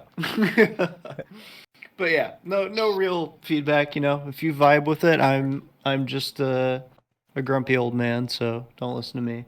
If you vibe with it, that's all that matters at the end of the day, anyway. So no, I will say like this isn't necessarily standout. Like it is one of a million telephone bass, but that being said, like it's done so well, I like it more than all the other telephone bass tunes. If that makes any sense. No, fair enough. Oh yeah. Next up, we got Clovo Bleed. First time submission.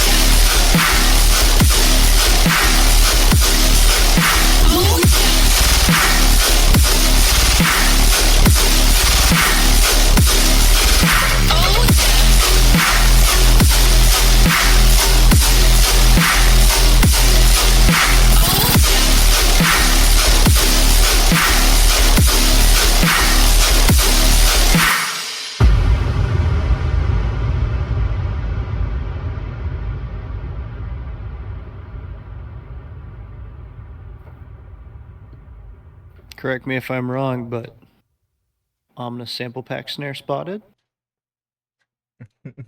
A5, I think, but pitched down a little bit, which is why the transient isn't hitting on it. But it's a good snare. If it is. It sounds like it. Could be wrong.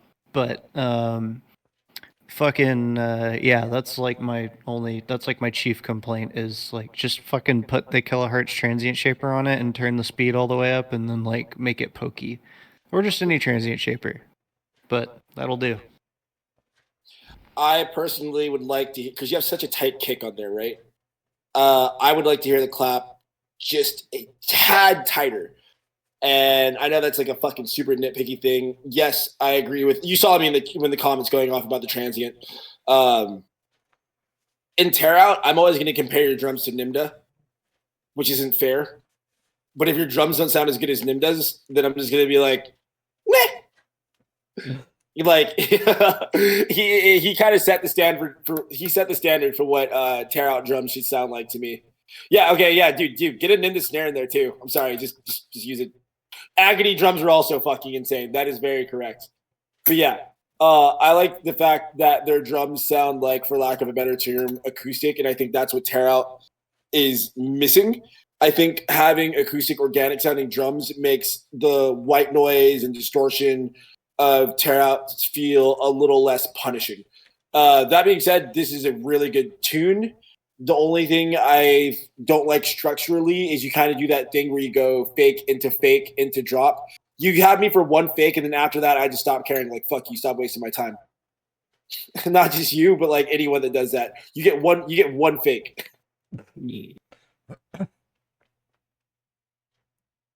Fuck yeah. Oh, God damn it, Lee. All right. I'm so cooked. All right, we have two left. We have ODX and we have Trippy.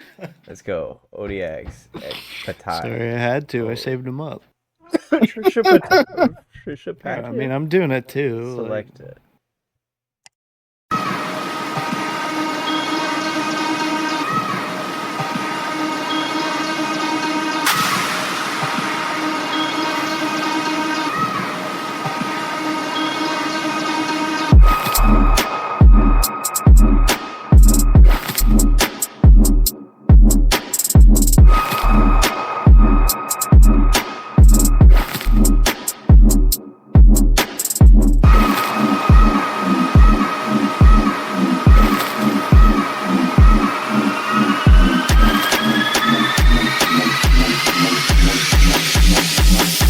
Rewind my selector.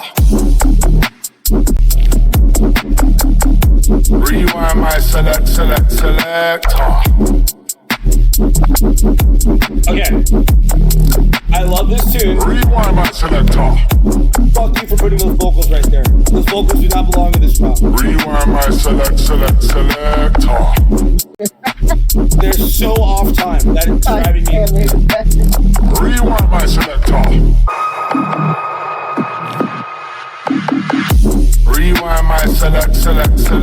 Stop.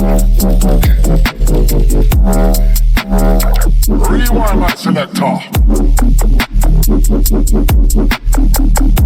Rewind my selector.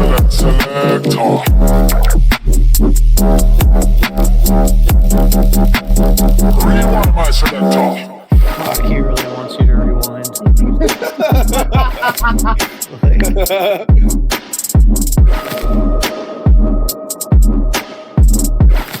That's my feedback. That's it. Like, fucking that vocal has to be reduced to like maybe once or twice.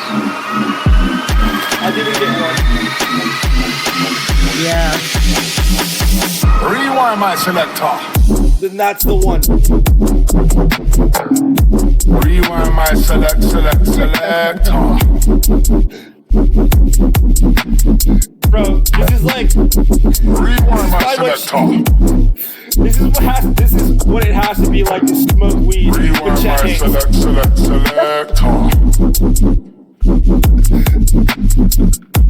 Just staring at you saying it all Rewind my the time. selector. Rewind my selector. Rewind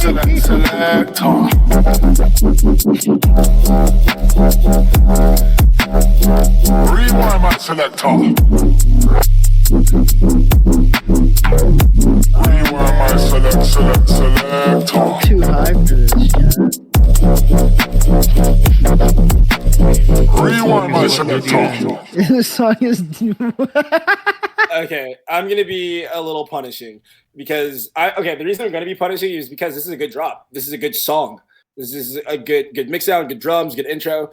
It's just that fucking vocal sample reminds me of taking a fucking sophomore white kid to like fucking Venice Beach for the first time, and he like smokes his first blunt, and he gets a Rasta hat from one of the fucking like millions of stores on Venice, and then you're smoking weed with him, and instead of rolling the blunt like he's supposed to, he's freestyle rapping and showing you his Jamaican accent. Stop it. Why'd you gotta call Noah out like that? That is insane. See, bro. I'm just removing like any and all emotion from it. I agree. The song there's absolutely nothing wrong with the song except for how much that fucking vocal is used. Like if you literally cut it down to just like right before the drop or like the B section, it'll be fine. But like just fucking you gotta let it go. If it loves you, it'll come back. Like you gotta let it go. You gotta move on. Rewind. Select, Like I'm gonna fucking be saying rewind my select like no, but the reason we're taking the piss out of the sample so much is because you guys both did a really good job on the actual drop. So like I think if you want to have more vocals over the drop, just find different ones, please.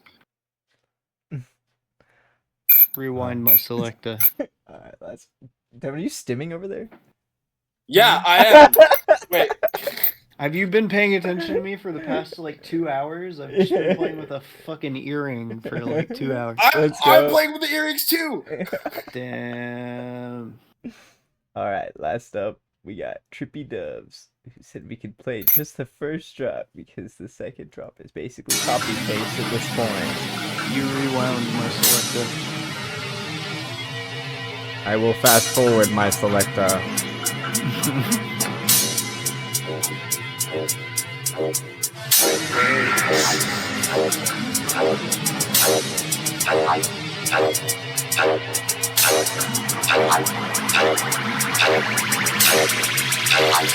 Let us begin.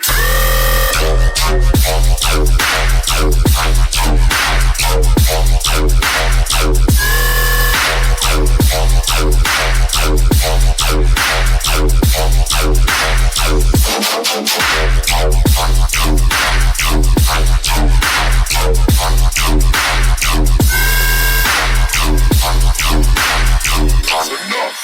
Now I will take this seriously.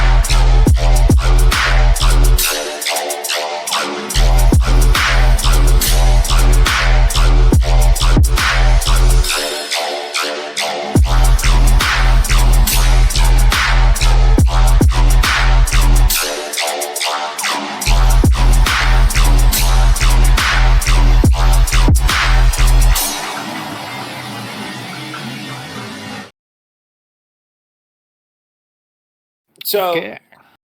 sorry. No, you're good. Go ahead, me. You've gotten a lot better. The mix down is good. I remember before we used to this stuff, like everything sounded really like muddy and groggy. Everything sounds clean, polished. The drums are exactly where they need to be. My only thing I said it in chat is I do think the sub is too tonal. I think the sub needs to take a back seat. That way the synth, because to me right now with the drop in its current state, it sounds like the main synth and the sub are fighting to be like the main focus. And, you know, with the sub doesn't have much texture going on, which isn't a bad thing. With that being said, I think the only time the sub should be the main focus is if it's wide and textured and, you know, a little bit more warm. But since this is kind of like a thinner sub, you know, I feel like this wants to just be lower and in the background and help carry and drive the bounce of the synths. That and when the drop ends, just let it end. I just felt like the outro bit of the drop was a tad unnecessary. It just kind of made it just drag on. Yeah, so I put it in the chat as well, but I think what would help this tune a lot with the sub bass is if you played with the attack and decay on the sub a little bit instead of it just being like a note that's going bah, bah, bah, bah. It rolls a little bit more. So it's got more of kind of like a you just think about like swinging something fucking back and forth, right? I think like a great example of tunes that do that, like if you go and you listen to like Spass tunes, so like Spass Don't Move does that, High Tech does that. If you go and you listen to any old Infect tune or any old AD tune, they do that, where the sub has, you think of it more as kind of like a wave, right? Like a wave just kind of smooths over rather than being like jarring, like it's a flat note that just happens over and over again. You can do that with like the attack and the decay for the volume envelope on it, or you can put like a filter on it on an LFO and just do like a touch LFO. You don't even have to hard cut it. Like you can just take the dry wet for the LFO and turn it to like 70% or something. Just enough to kind of let it roll. And once you smooth that out, it gives like less focus to the sub bass because it's less jarring. It's still equally as present, but it just kind of sits in the background and your brain acknowledges that it's there, but you get to focus on all the other fun things happening in the song. So I think that would help it out a lot. That's pretty much all I got though.